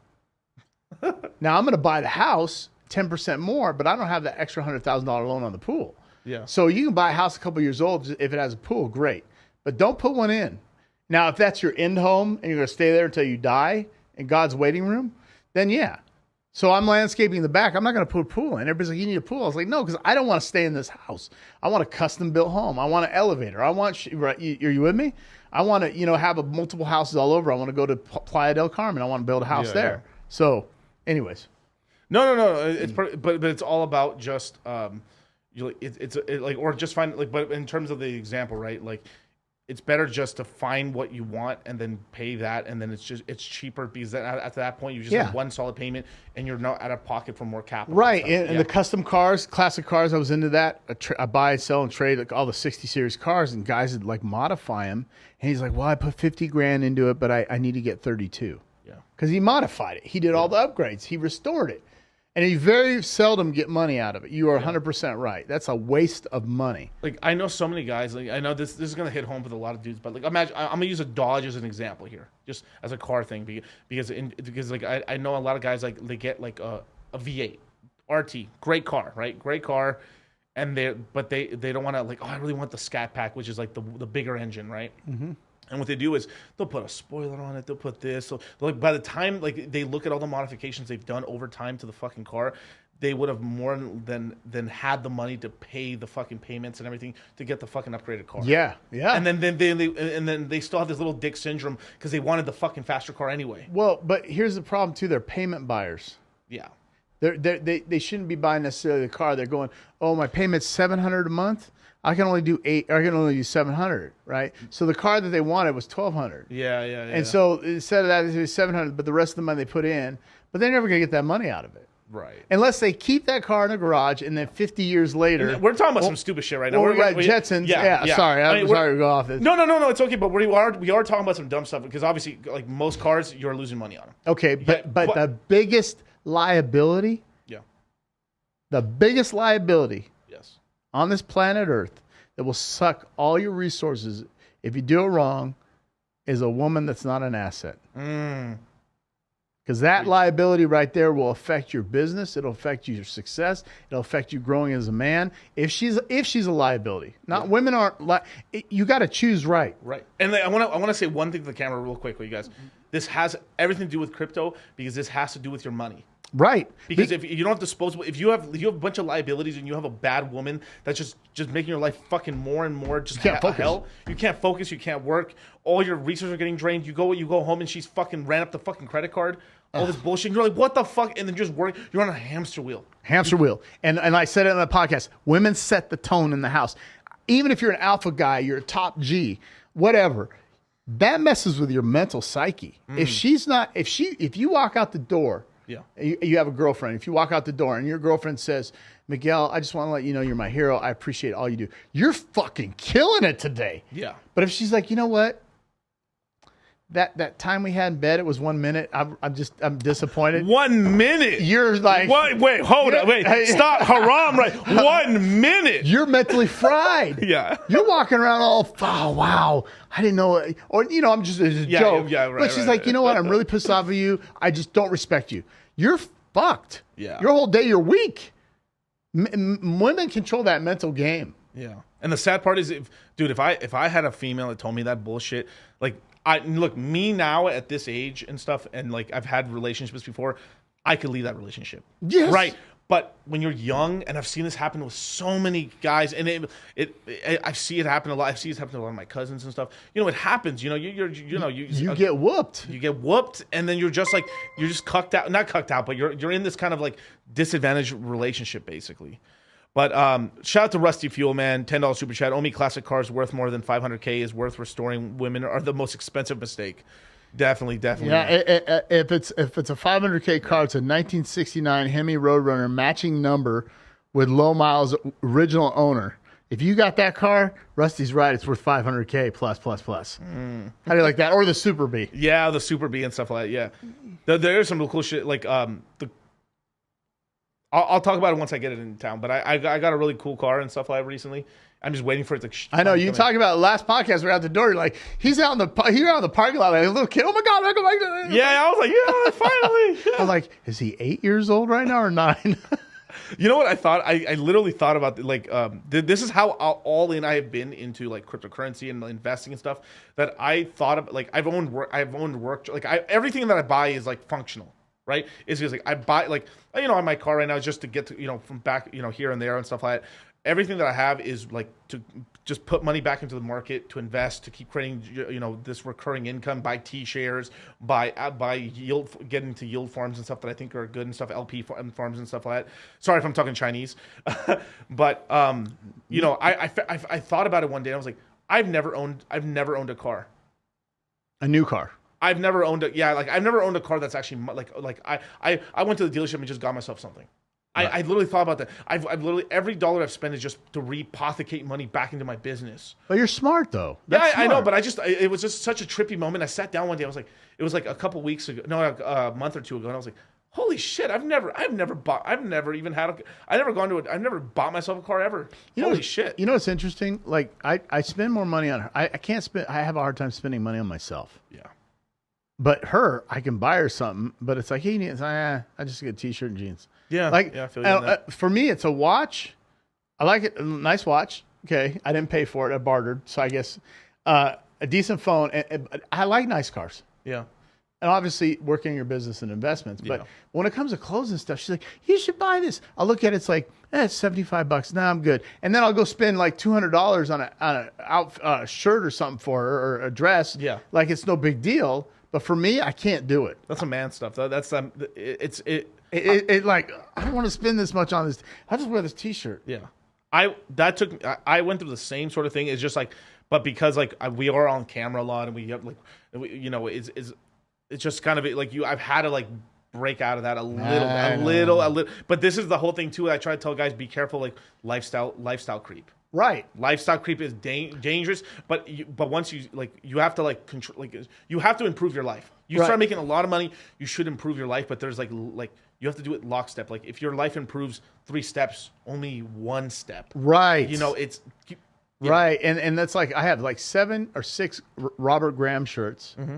Right, that's right. I have a blazer. Yeah. It suits my weight fluctuates. It might get too big, or it's like, no, forget it. But like, that's it. I don't, it's some nice shoes. But for me, it's like, you're right. You have to upgrade, but do it in small increments. Right. Get a good, nice suit, right, when you need it, you know, right? A nice sports coat or a blazer is just so versatile. Yeah. It's insane, dude. Like I have a couple of jackets that I wear and stuff like that. It's like, I can literally go up 20, 30 pounds and they still fit and everything. They're like, but I get you're on a quest now. I'm on a quest. Yeah.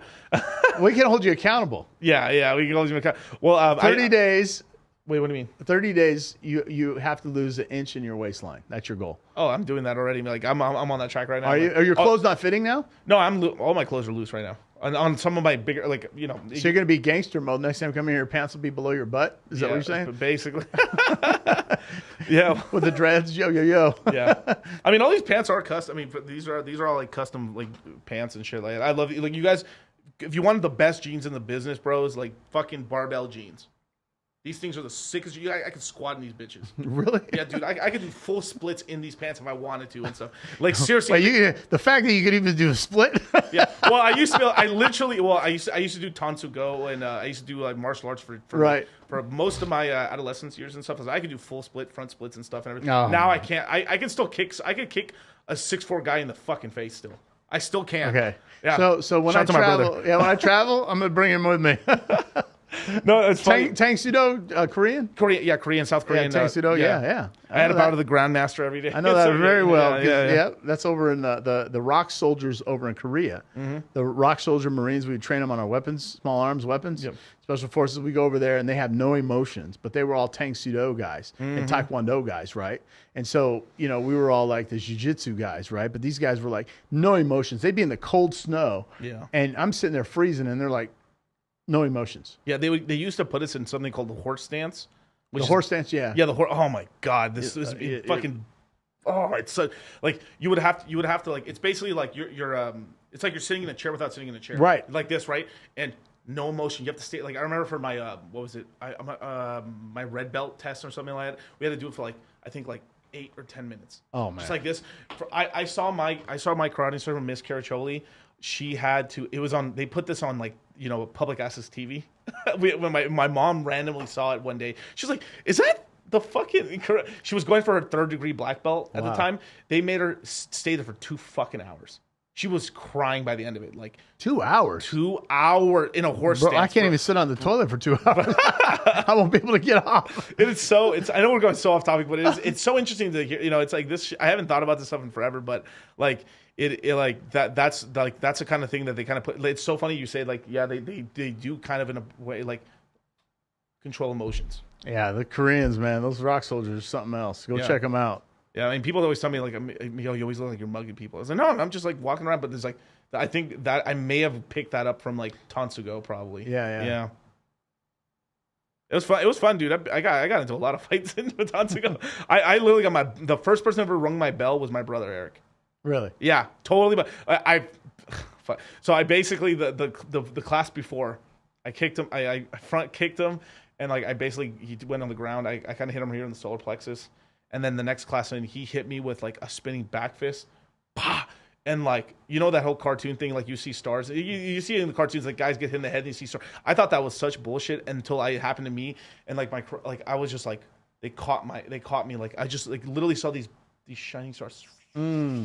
And they had to catch me. Like I was just like I'm probably concussed. You're like, what happened? What happened? I mean, like it was so. I mean, I was so out of like because my arms just went out like this. I didn't fall on the ground, but like my karate instructor caught me like this. That's insane. Yeah, you want to get like, in shape. I mean, you get a chance if you ever do that. I did jiu-jitsu for years, but that sport, man.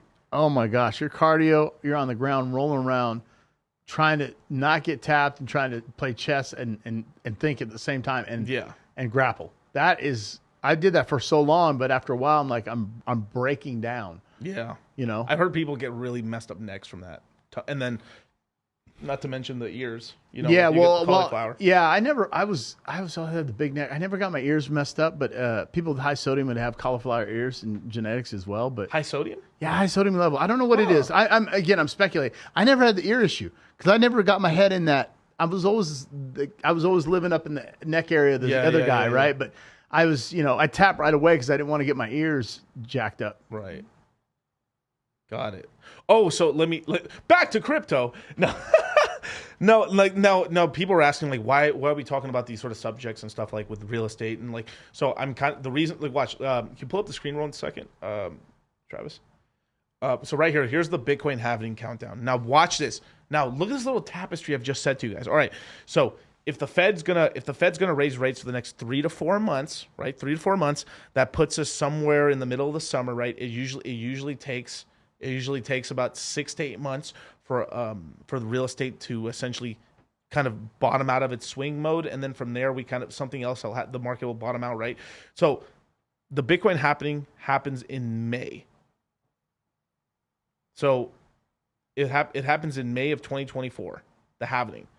What is halving? What does that mean? So basically, every 10 minutes, if you're a Bitcoin miner, so imagine I have a computer right here, right? I'm Bitcoin mining. Every 10 minutes, a certain portion of basically a block reward, a certain amount of Bitcoin is given to everybody, proportional to how much work you've done to computate all the transactions on the Bitcoin network.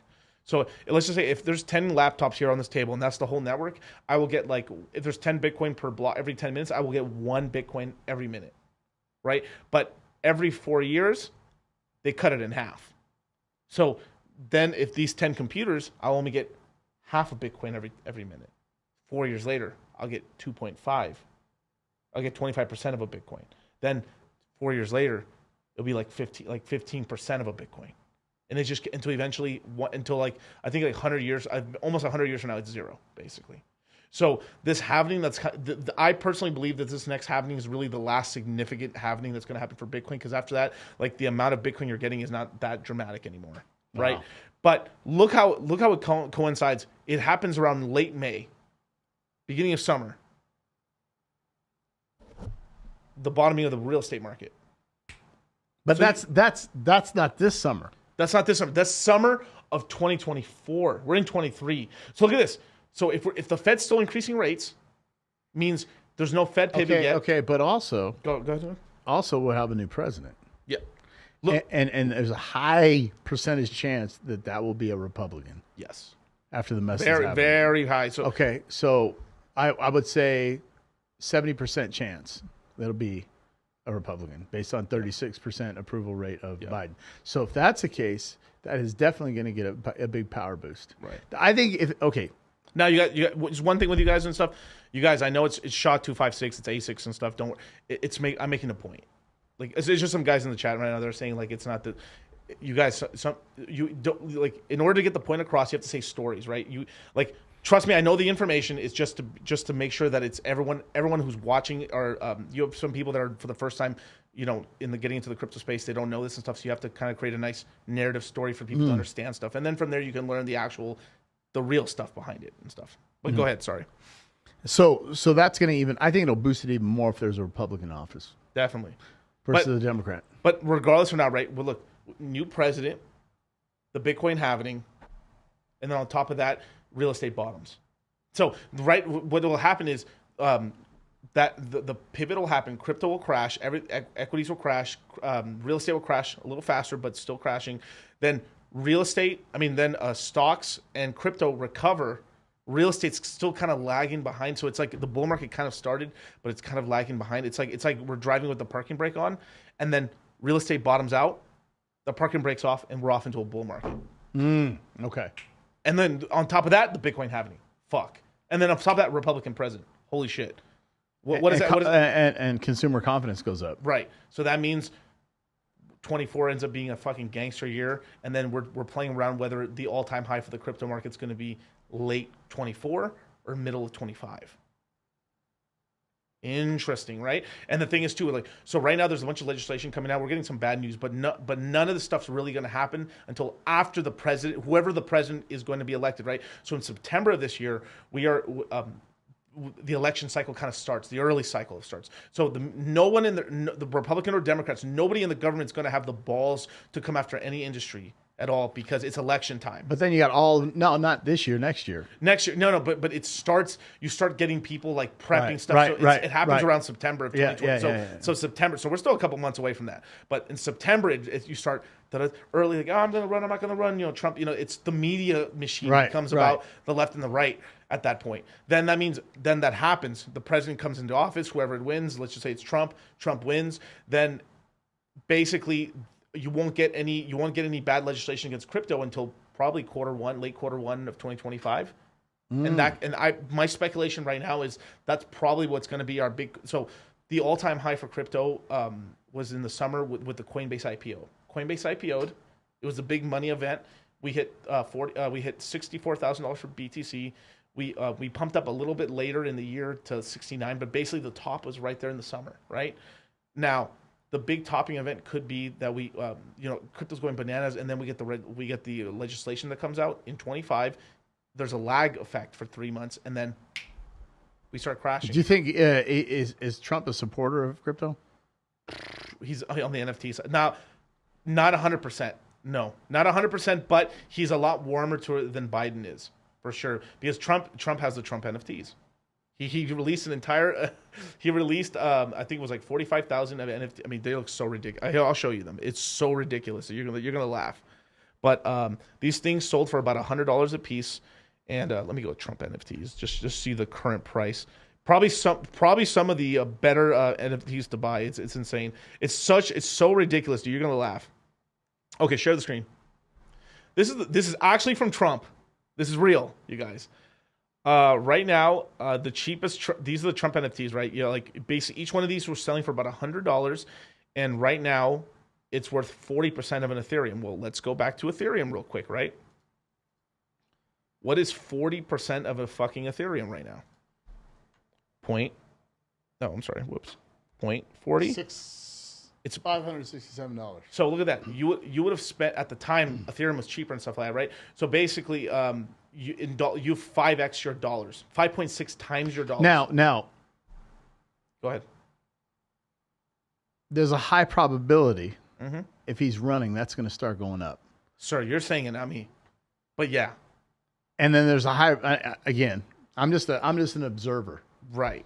Okay, but I would assume if he's running, and then if he wins, his NFT is going to go through the roof. Whatever that definition is. Now, I'd probably sell it before the election day or some shit, but but probably one of the better times to sell it is going to be during the when they're having the debates. Woo! Why would you sell it then? No. Wait, well, you got to take some. Look, you have to take some profits at some point. By then, look. Right now, no one gives a fuck. Right now, right now, it's at 40% of an Ethereum. Total speculation here, right? Rule of three, right? Rule of three is I buy 3 of these bitches, right? I buy 3 of them. That's basically I'm spending. Let's say I spend 2 Ethereum on these NFTs. I'd buy 5 of them, right? 5 Ethereums, basically. Okay, $1,500, yeah, $1,600, $1,700. Yeah, $1,700, right? I spend 2 Ethereum, so I buy $3,000 of these NFTs. They're 40% of Ethereum. By the time we get to the point where they're getting to the debates, these are probably going to be maybe 1.5 Ethereum, maybe 1 Ethereum. But you got to think Ethereum a year from now. So I've made a 2x on the Ethereum. So it means the 2 Ethereum I've invested into this is now 4 Ethereum in value. But the dollar value of the Ethereum is somewhere probably $3,000 to $4,000 per Ethereum. Wow. So I mean, just to do the little math on that, right? If we're talking about what four times, let's say $4,000, right? $16,000. So my $3,000 investment has turned $6,000 to $16,000. And then I just sell half of them or 3/4 of them and keep 25% as a moon bag. What a moon bag is basically you're keeping a position for if this thing just goes thermonuclear. And then if it does go thermonuclear, then you sell that one, and then that 25% that you sell that you've kept, you'll end up doubling your 16. It can get to the point where like that one or like those 2-3 that I sell will be worth like another 16,000. If he or Elon or somebody makes a joke or even says his NFT while he's running, while he's campaigning, that shit's gonna go crazy. Right. It's fire. I'm telling you, this. I'm giving you so much sauce, you guys, right now. These NFTs. Now it is expensive now. It is, and it is a little bit of a gamble and stuff like that. But more than likely, like if you're looking in terms of dollarize, I think you'll do very well with it. But the Ethereum side, because the Ethereum's going to keep going up in value. If you look, there's 45,000 Trump NFTs, right? They're all worth about $500. If I just do the math real quick, right? 45. What is the market cap of this company coin, right? 45,000 times $560. It's a $25 million market cap coin, basically. So this thing could go to a quarter of $1 billion very easily. So if it's a $250 million, that's a 10x, right? But maybe it goes to like $150 million market cap in this example right here, right? Well, let's just times that by 6? But yeah, 6 times. So that means it would put the average price of 560 times 6. It would put the average price of the Trump NFT at $3,300. Wow. And it's currently at $560. That's crazy. And that's getting the average price, not including the peaks. During the peaks, because the reason I say you want to be the reason I would say probably taking some profits on it during the first speech, right, and coming into it is because you don't know if he's gonna fuck up or not and stuff. So this is more of just covering your fucking ass. Because watch that first one, he comes up and he's just getting fucking molly. Who knows? I don't think so, but it's possible. The only person that could give him a run for his money is DeSantis. Yeah, and he's he's not gonna run if Trump runs. I don't think. Yeah. This is going to be a big mudslinging fight. And then they'll both ruin their reputation. Right. And then it'll be like, uh-oh. Yeah. And then Twiston's right. Like, and yeah, you better have a little bit of Ethereum to sell and stuff. But the thing is, they're on Matic and stuff, so you can sell them on Matic and you won't have a gas fee problem. So you're fine, dude. But there's a will, there's a way. But that one little tip right there, if you're willing. Now this isn't like a short little thing. This is I have the investable capital to put $3,000 down. Buy, and that's not what I'm investing personally, but like as an example, right?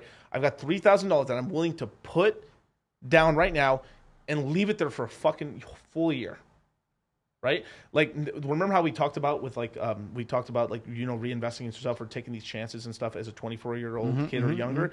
Like, imagine like that's what we're talking about. Is like you take the money, right, and you make an investment, a bet, and it's not like I'm putting this $3,000 and I'm going to sell it in 3 days. That's ridiculous. No. Where I've made a lot of money, where people make money is most people are thinking like in tomorrow. What am I going to eat tomorrow? What am I going to make tomorrow? What am I making this month? If you can put your mentality to like for 6 months and a year, because this space is the crypto space is really, really stupid when it comes to this. Their average length time, they're thinking about 1 week ahead at most. If you are 6 months to a year, 2 years ahead, you'll make fortunes because you're running circles around these dum-dums because they're so short-minded. They're like, I'm not a trader.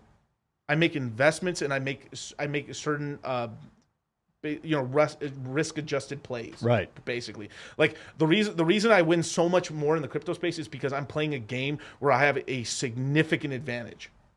Right? I'm playing games where like my hit rate is 80+%, but I have to play with time to give me it. Right. Other people in the casino, right? You're playing games where the house has the edge on you versus here I've got the edge on the house. That's good because I'm playing against impatient people. The wealth is transferred from the impatient to the patient. Right. And I'm patient. That's it. Yeah, you have to have delayed gratification. Hit a Pepe on that. That was beautiful, man. That was good.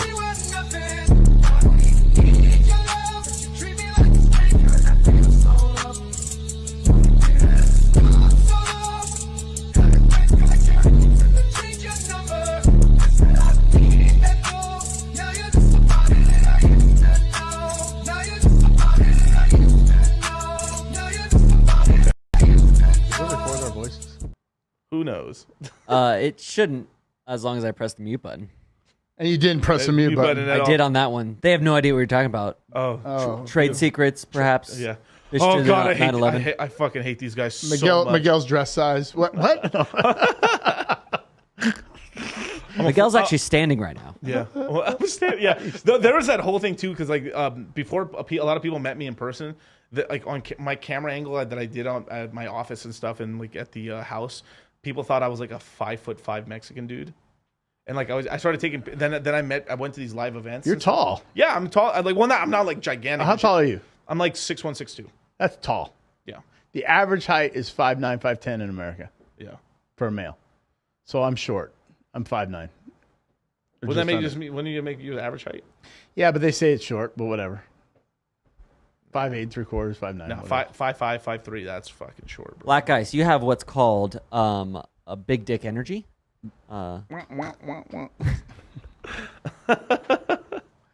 That is funny, you guys. But delayed gratification, Jimmy. That's definitely it's making like it's just you see these things happening. But the thing is like people are so living hand to mouth or like aren't willing like I would literally like when I was working in my business and stuff. Sometimes I would skip lunch or like have a small like most times I would just sacrifice my lunch. I would like let me just skip lunch. Let me just fast. I just like fuck it. I'll fast. And I'll take that $20-$30 I was going to spend on lunch or whatever and just put it into the market because I remember saying to myself, every $20 I put into crypto, this is going to be either $100 or $200 for future Miguel. Right. Every fucking time. And you know what it ended up being? Every $20 I put into the crypto space ended up being $500. That's crazy. $500. That's a lot. It's a lot. But it took me. But I had to make that sacrifice. I mean, the same thing when I started my business. You know, I worked for my father for a while to learn the trade, and then I was living out of a car for 4 months, saved up my money, bought my tool so I could like build my own business, and then from there, Then from there I was running it was 2 months to get I saved my money for 2 months living out of a car. Then from there I used that capital to then run the business, lived another 2 months in there. Then from there I had the money to actually live my own place. Wow. That's a sacrifice I did there. And then I was like, then I thought to myself, I fucking lived out of my car for 4 months. I could like skip lunch sometimes here and there in order to like put a little extra into the market, because there was times like I mean, just because like, you know, you're young and people take advantage of you. Like I would have clients that would just fuck me over, just completely. Like, it's so fucked up. Like they would just completely fuck me over, and like I would just be like, come on, man, you know you fucked me over here, but can you at least pay me this much so I can pay my guys, man? Like I'm not making any money, and they're like, here, bro, or whatever, like, and then I seriously, like that's how, and then but over time, you learn to like, this is why like hopefully I'm a decent judge of character, but eventually you get good enough where you kind of realize which customers are like, oh, this guy's gonna be a pain in the ass, or like he's gonna fuck you over basically, but this is what happens. That's how you learn. Yeah, that's what's going on in the tech space, like I was talking about earlier. They take advantage of you. It's like, no, I'm good. I'm not going to do that. Yeah. So it's like you have to cut your teeth somewhat, but hopefully you have a mentor that can help you. I mean, it's like that's where the mentor can help you out, and this is why the crypto mindset course is there to like level you up to a certain point. So you're not making those beginner mistakes, but you are going to make mistakes. Right, the average mistake of a person with the crypto mindset course after taking a couple of them is going to be, you are going to have like, you're going to look everything in retrospect. Oh, I could have done this and done this and done that, and I could have had this, but imagine where like, oh no, you would have got in, lost it all, got in debt, and then you're just washed out.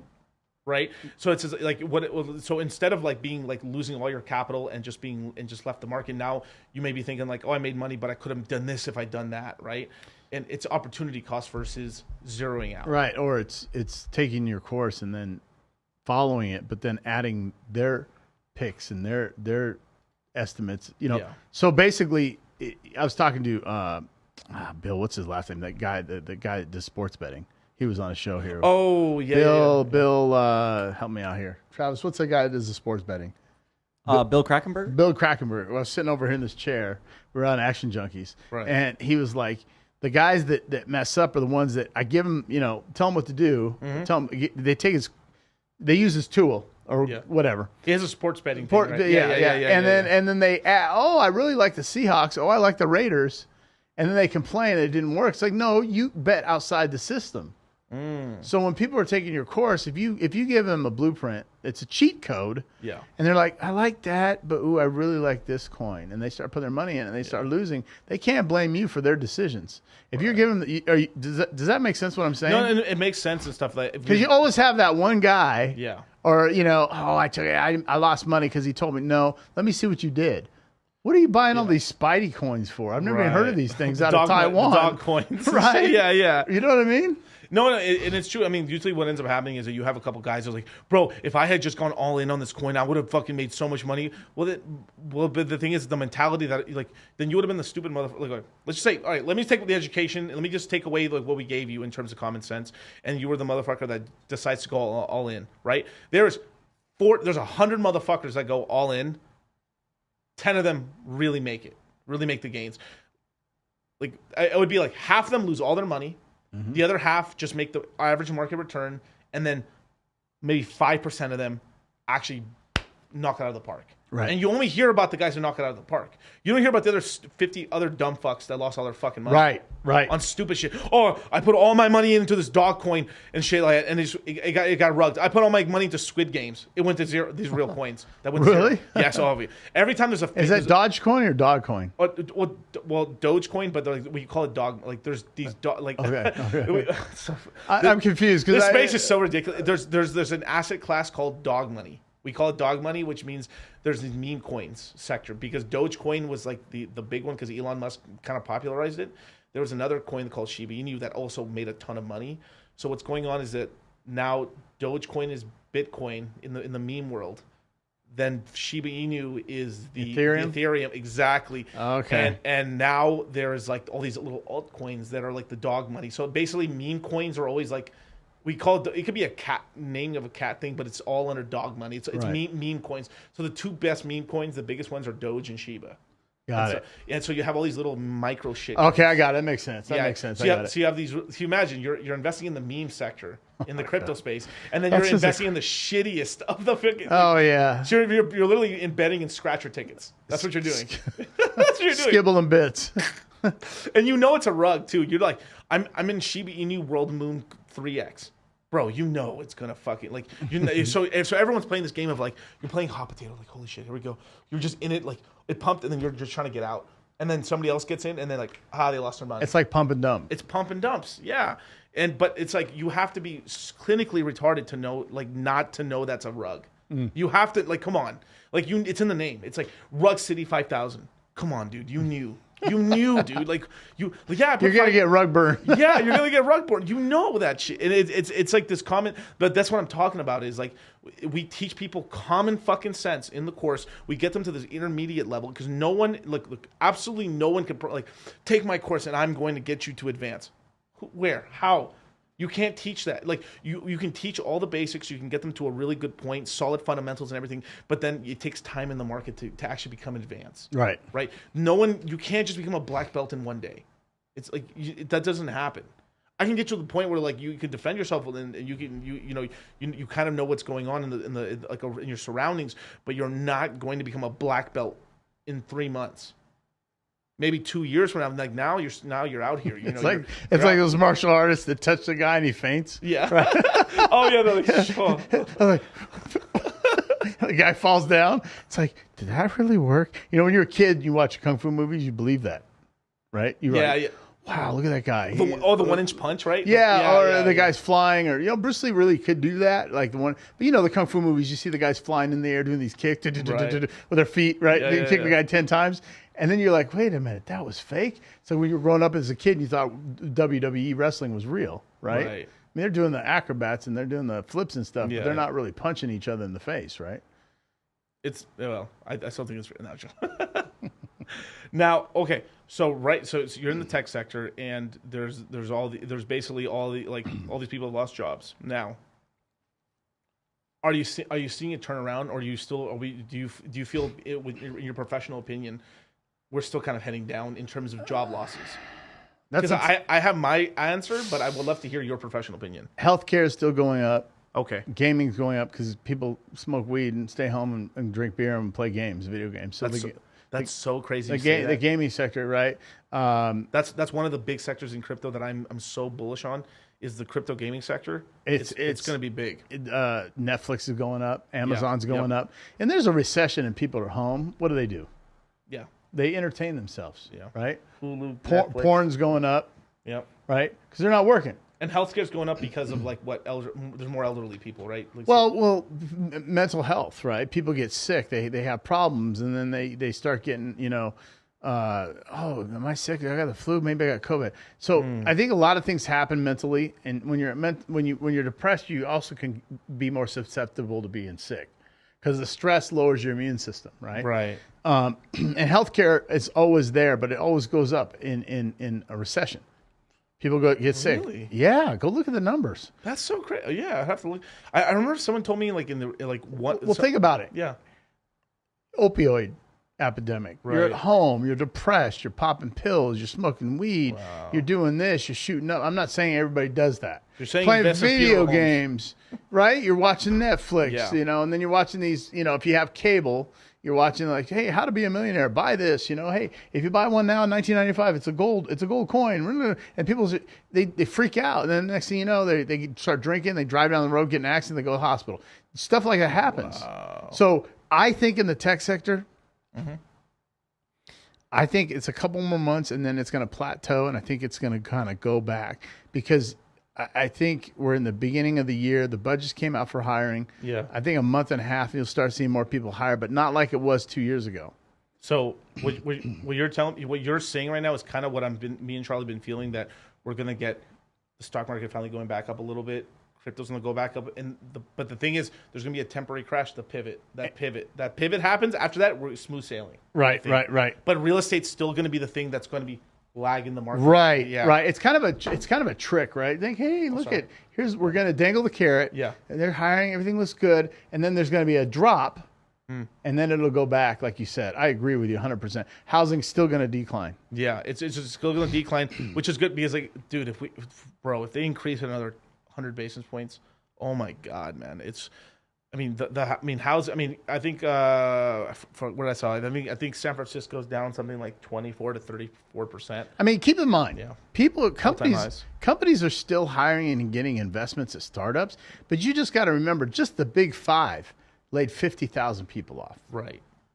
You see, and all the other companies, but the money is made from small. The revenue, the core revenue in America right now is made from small and medium businesses, the startups, the tech companies, right? The mom and pop. That's where the core of the revenue is coming from. These big companies make money. Don't get me wrong, but when you have an influx of tech people out on the market, man, you're like, whoa, there's a lot of people to choose from, but a lot of entrepreneurs coming out of that, like I said before. Yeah. And you go, Captain Cash, man. Any thoughts on Zen? I don't like it at all. It's just the way it works. It's just not really good for a retail person for the most part. All this minting shit and everything like that. And maybe when Z1, the L1 comes out and stuff, I'll change my mind on it. Or maybe the emissions finally slow down, the Ethereum gas fees go up. But I'm reserving my right to, like, maybe buy some when I think it's changed. But right now, it just keeps inflating. And, like, if you're a retail person who just bought Zen, like, you'd be down so dumb on it and stuff like that. But just to answer your question, there you go. Sorry about that. It's just, no. It's just I get the Zen question a lot. Look, I don't hate, like, I don't, like, it's not my favorite coin. It's like, it's when people back in the day used to ask me about XRP a lot. Like, I changed my opinion on XRP. What's the crypto that went under today? Silver, a lot of them. Silver. Silvergate, the bank. Yeah. It's the main crypto. It was the major. Shout out to Charlie. He just did a stream on it. But basically, the largest crypto bank just decided to, like, we're going to dissolve the bank and we're going to we're out. This bank right here, Silvergate Bank, was the bank that banked everybody in the crypto space. So if you were a major player, any major exchange had a bank account with Silvergate. Why did they do that? FTX bullshit and stuff like that. Like, it's just probably they were missing funds and they were deposit because crypto's doing so bad. People were just withdrawing money.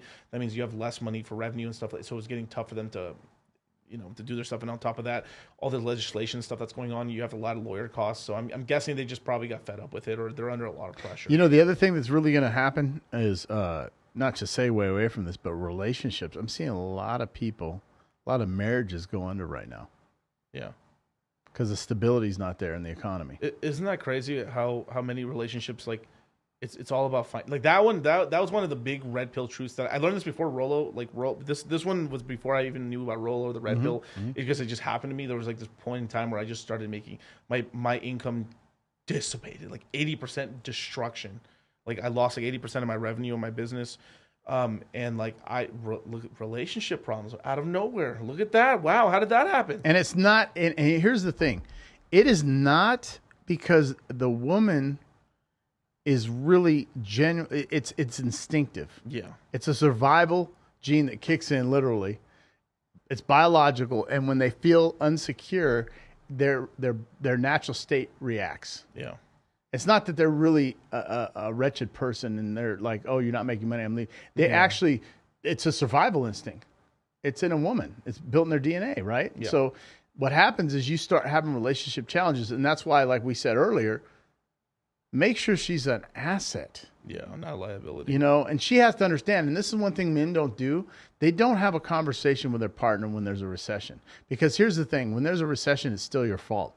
As the guy, right? You have to, even with my girl, I have to say that again one more time. Say that again. That's such a great point. Even when there's a recession, it's still your fault as a man because you're not providing. That's what they're there for. They're with you as a provider and a protector. Stability. You're my anchor. You're my rock. You're not supposed to let this happen to me. How'd you let our house go into foreclosure? How'd we have to take our kids out of private school? And now we can't make the cars and they got repoed. I want a divorce. So I constantly have conversations with my girlfriend. I'm like, hey, we were traveling.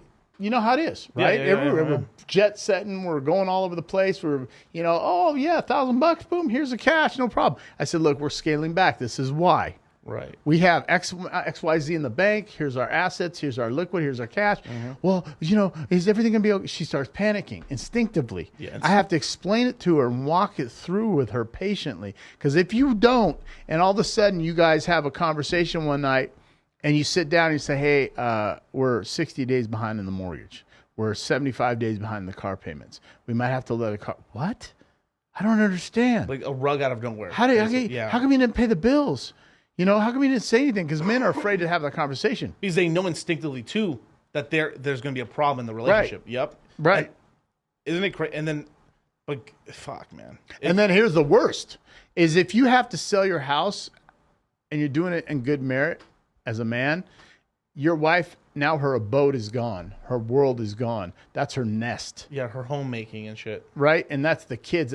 So would you like, hey, look, right now, it's for, and again, I'm not a real estate guy. Yeah, of course. If you are getting ready to run out of money and you have equity in your house, it's not a good time to sell, but you may have to sell. You may have to force selling, yep. Or a HELOC. Yeah. Right? I know this doesn't have to do with crypto.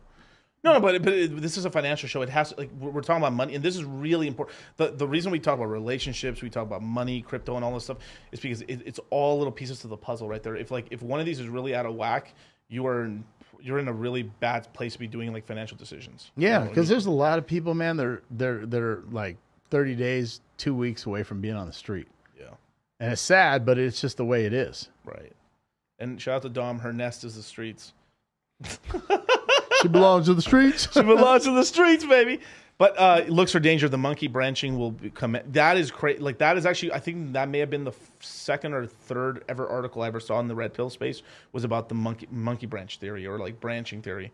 That like women will not let you go until they have. You know, it's like they swing from one cock to the next cock. Well, and that's the whole guy friend thing. Women say, "Oh, you're insecure." It's like no.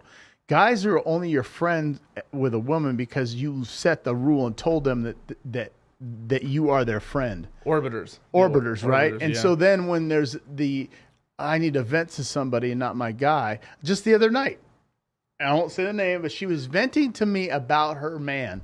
And I'm sitting there going, okay, this one's a liability, right? But pretty women are never single. Yeah. Never. Even most women aren't really single. No, but you're right. But like, yeah, there's butt ugly. No. But it was a joke in Seattle. In Seattle, we have bad transportation system. Everybody take the city bus to go into the city because traffic's so bad. Yeah. And I said, you'll never see a real pretty woman on the bus. Yeah. And this isn't poor people. These are people making 6-7 figures. Everybody's taking the bus into Seattle downtown. Yeah. Because you can't get into downtown, and they don't have a train that goes in from the east side. And you just explained the poverty level. Remember in the beginning of the stream, the poverty, the caliber of person that's working in the city is making a significant amount of money. There's a lot of people that make 6 figures. Like a lot of people. They have equity. They have restricted stock shares, right? They have their Amazon stock, Microsoft stock, but everybody buses it. Nobody drives in, right? Because then if you park your car, you're spending $40 a day for parking. Right. And that's bad money, bad business, right? But like I said, I used to say this when Vine was out. Oh, Vine. I had a little Vine channel. I love Vine, dude. Right? I said, you'll never see a pretty girl on the bus. It's very rare, right? Because her value is her looks. Right. And not one man on this planet, if she's hot, she's like, Mikhail, can you give me a ride? Yeah, okay.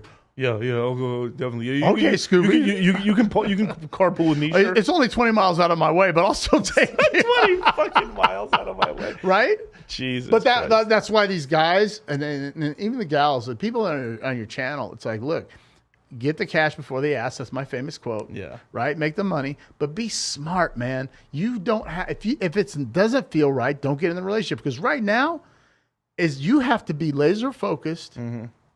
Right? You have to be focused and follow the course. Let the course run its way. Be patient. Make your right moves. Invest the money properly. And then when 2024, 25 hits, you're going to sit back and go, okay, now let me evaluate who I want to be in a relationship with. Right. There's no rush. There's no rush. They're not going anywhere. Right? There's more people on the market available now than ever because of the recession. Yeah. Right? What's that stat by 2030 that 50% of women will be single and childless? Yeah, I think we recently just by that age, but right now, supposedly 2030. It was 2030. 2030, right? Yep. So right now, 50% of men are single. Yep. And 30% of women are single. Yep. 30. So, and people are like, how is that possible? Well, some women are in relationships they don't know about, or in or plates. Yeah. Sharing the alpha. Yep. Yep. Absolutely 100%.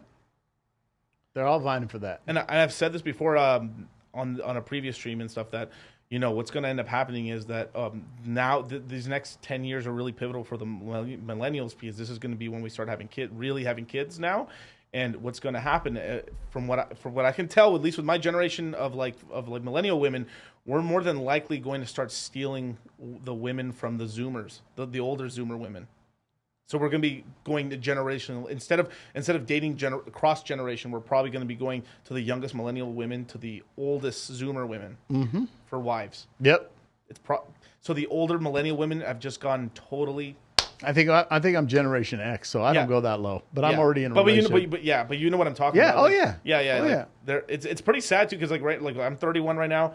I was born in 91. The youngest generation is 1996. So the oldest person of the millennials right now is 81. So that would be 1981. So that would put them 40 something. Mm-hmm. Yeah, in their 40s. So imagine the 40-year-old women in that category from 81. Oh my god. I mean, right now I don't. If there was a crypto coin that was really correlated to buying cat food and PetSmart stock and stuff like that, I would be investing in box wine. I'd be investing in that right now. Cat coin, cat coin, right? Probably do really well. Yeah, we probably do fantastic in equities. I mean, that was one segment. So you're telling me to invest all my money in the Meow Mix? The catnip, baby. That's a cat food, right? Yeah. So real quick question I got for sure. What's the best coin right now to buy if you have $10,000? It would be a mix between Hex and I would say Hedron. Okay. So it's same community coin, but probably the easiest one probably just be Hex. Can you buy those on Coinbase? No, you have to buy Ethereum first. And then from there, that's the two-step. So this is why you can make so much money on some of these coins, is because it's because there's one little step of barrier to entry. Just this one little step, there's so much extra returns in that coin. Because if on coin, if you can just buy Ethereum really easy, right? Boom, one step. But this is why you can make significant money later on, is because you can invest in these coins that the Coinbase person can't buy, and eventually when this coin gets on the major exchanges, you already loaded your bags up already, and then boom, it just pops off.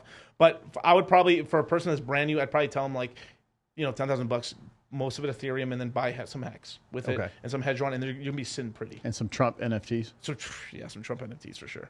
Yeah, I mean, literally, I could make a 10,000 portfolio right now. I mean, literally, you'd probably do something like 4,000. Just buy 3 Ethereum, a third Hex, Hedron, and then some Trump NFTs, and then just leave a little cash there for when a new coin or something like that, and you do very well. That portfolio would do very well over the next 2 years. So what do you think, and I'm going to ask you a personal question, how much money, or not money, how much percentage income do you think you'll increase in 2 years? Percentage income or just off of investments? Yeah, off of investments. Oh, I mean, so okay, clarify it, I'm sorry. So let's say you're at, how much of a percentage increase of your net worth from crypto is going to go up in the next 2 years? Oh my God, I'll be up 30, 40 times on my net worth. Really? Yes. So you're you're getting positioned to be in a wealthy situation. Yeah. Very. Wow. Very. It's not even a doubt in my mind. I'm looking at that guy right there. It's because I've seen it already. This isn't my first rodeo. This is my third time on this fucking on the cock carousel. Third time around the loop and stuff. I've seen it happen so many freaking times. So you made millions in crypto? Yes. Wow. Yes. And from a guy that was homeless in a car? Yeah. How long ago were you homeless in a car, if you don't mind? Can you? That was 2011. Okay. 2011, 2012. Yeah, somewhere in there. Okay. Yeah. And then when did you get into crypto? When did you start? 2016. So 2016 to now. Okay, so that's 6 years, almost 7 years. 7 years. Yeah, 7 years. And you're how old? I'm 31. And you do you have FU money right now? Close to it, yeah. I mean, I don't. My FU money thing is the bar goes up as you. I'm ridiculous. Yeah, I want I want true FU money. I'm talking about I could buy. You can't be canceled. I can't not be canceled. I'm Andrew Tate out here, but I can't be. But I'm not doing some. I'm not getting in prison for shit. But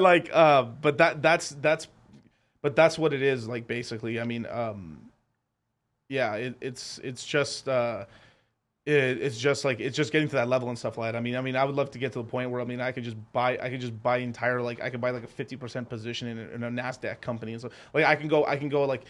You want to be Axe Capital, Bobby Axelrod. Yeah, but like not somebody, but not as cunty. Right. So if somebody pisses you off, you're like, you know what? I don't like this guy. I'm just going to buy your company. Yeah. You want to be that guy. Like I want to be like if like we're in a recession right now and I got a bunch of capital, I could buy half of MGM. You know what? They need to be bought because they treat their clients like their people like crap. Yeah. Yeah. That's a big. I've thought about that. That'd be really fun. That'd be really cool to do during a recession. And then drain the swamp. Yeah, put us all on the board. Get rid of the guys and say, okay, we're going to change the rules. MGM. Me and Charlie are crypto top Gs. Like we're crypto top Gs. That's a fact. Right on. That's a fact. Right on. Especially here in Vegas and stuff like that. But we're right. But the thing is, the crypto guys, we're like everyone's quiet right now because the money's down. Because like people have made multiples, but it's like they haven't made like people want to stunt like. There's something that's called like something called Hex Flex. So there's remember the coin I told you, Hex, earlier. Mm-hmm. So there's a time and point where the coin went bananas. Imagine you bought it for half a penny, and it went up to 40 cents. So $1,000 turned to 80 grand. Okay. Now there's people that made way more earlier on, but I just want to put it that because that's where someone realistically really could have could have put some money. What coin can do that now though? What can you invest in now to do that? Hex, Pulse Chain, these coins like. So how much is Hex right now? It's 5.5 cents. So if I put 1,000 in that, where do you think it's going to go to? Shit, now I think we're gonna. So its all-time high of all. Its all-time high is 56 cents, right? So if it went back to all-time high, you turn 1,000 into like 10 Gs and some change, right? But where I think it could go is maybe like $2. Really? I think it can go to $2. That's kind of my bearish. Like I think it's going to hit that in 2 years or a year. 2 years. 2 years. Yeah. The whole thing is because the whole it's you need the whole smart market to kind of go up and stuff. But if I was really being bullish, where I would really like to hit, it would be like because like you want narrative wise, right? 100,000x, right? So 100,000x would be $5.65. That would be so. In this last bull market, Hex went from imagine fractions. But what's that at now again? It's at 5 cents. Oh, so it's at 5 cents right now. Hex at one point it was 0.0000000056, and within 2 years it went from that to 56 cents. So it means if you had bought it there, $1 turned into 10 grand. Jeez. Only in crypto can you do this sort of shit. Only in crypto can you do it. Like now that was one of the biggest gainers. So I think I put Hex at, I think it's the third or the second largest gainer in all of crypto for the cycle. Shiba Inu was probably the biggest one for this last cycle. It went like there's this guy, right? He never touched the money, but like at one point this guy bought $4,000 of Shiba Inu at the bottom of the market when nobody knew what the hell it was. It at the peak there he was probably worth about $1 billion. Whoa. Yeah. The next one would probably be maybe Aave, like it's his lending protocol and stuff. Basically, it was called ETHLend back in the day. It was the same thing, fairy dust, 000, and then it pumped up all the way up to like basically, I think it was like $500. Is there any? So what you think Hex is the next coin to do that again? Yeah. Well, the thing is, it's all about like what I watch is I track communities and stuff. Well, I'm Hex Jesus. So community, I know, so I'm a little biased, so I'm biased, right? But I like the coin. The community is really strong. How can you buy that? Basically, you buy Ethereum. From there, you either get a MetaMask, a mobile wallet like the Coinbase wallet, and then you go onto Uniswap, and all you do is just convert your Ethereum to Hex. You just put Hex. I gotta learn how to do that. I'll show you how to do it. Right. It's super easy, and I'll show you how to buy other coins and stuff like that. But it's just the sort of thing where like, I charismatic. So there's something I call the box, right? It's L7 loser, right? It's the old thing from the 1950s, right? But but it's 4 points in the space, right? Who's a leader? Who's a team? What type of community does it have? Product market fit. Who are the major investors, right? And this is the 4 things that I always look into a coin. when I look into a coin, right? And because who buys cryptocurrencies? Humans. Humans are tribalistic. So the monkeys, orangutans, bonobos want a leader. They want a charismatic leader. So I've invested into a lot of coins that maybe they're one and done. So there's like something like Celsius, right? Alex Mashinsky, no matter what you thought, people thought, oh, this charismatic leader, the coin's really cheap right now. This guy's like out here sending a good message, good salesman. It's probably going to do really well because people are going to believe into the story, the hype in the story. They can do a lot of multiples. You take profits, and then it crashes. And then when it's in the shitter right now, you look, is it going to come back? No. Okay, cool. You move on. But something like Hex, right? The founder's still around. There's a product coming out. There's a community that really believes in it, and it's like one thing that I always look into when I invest into projects is what's their YouTube presence, what's their Twitter presence, what's their Instagram presence. There is more. The Hex has the largest amount of YouTubers for a coin in all of crypto. Wow. Period. That's factual. There's not a single coin. Even there's more Hex channels than there is XRP channels. Yes.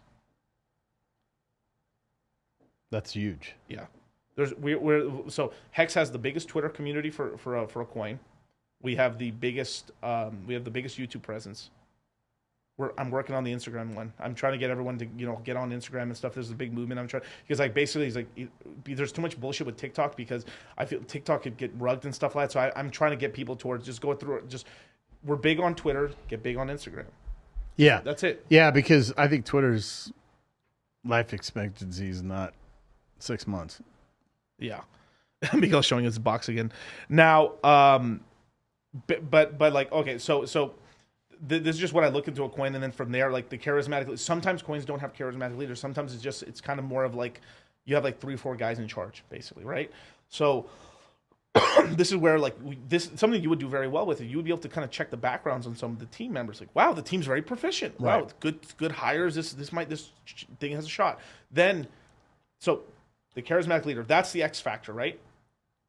The other one, but the most important point of the box, right, is the community. You could have a coin like Dogecoin. There's the founder abandoned the project. There's no more development of the thing anymore. But the community's like, there's something that I like to say. I can be retarded longer than you can be solvent. The community is so irrationally exuberant for its thing that the project just won't die because if the people still believe in it, all money is belief. Right. All religion and all this, it's belief. It's if a group of people congregate together and say like, I believe this has value and I believe in it and I want to keep buying it, then it does. So when's the DCC coin coming out? I don't know. I can't say. But is it in the works? I plead the fifth. Okay. I can't. Yeah. He's like, why'd you bring that up? Well, anyway, but I look at all the subscribers like, hey, what do you say about the DCC coin? It's just here's the problem. Is like I would like to make a coin, but the thing is like I live here in the States, and the U.S. is so fucking stupid when it comes to crypto. Well, you'd be in Puerto Rico. Yeah, not even in Puerto Rico you get in trouble because it's a territory of the United States. They find a way to touch you. Dubai? You can get away with it in Dubai, but I would have to no more U.S. citizenship. Move to Dubai. It's all that's what I'm trying to tell you. There's a lot like this is the problem. Like, the reason the United States did so well from the 90s to now, right, is because we didn't stifle the fucking the tech sector. We leaned into Amazon and Apple and all this stuff. It gave us this huge growth. We have the same opportunity in crypto, and right now we're like, it's because they're afraid because it has to do with money and stuff.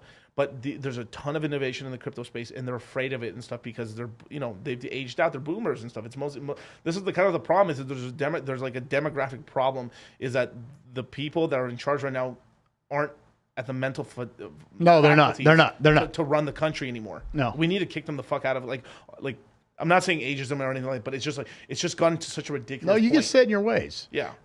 When I talk to guys my age about crypto, man, and I'm like, you have to evolve. You have to roll with the punches.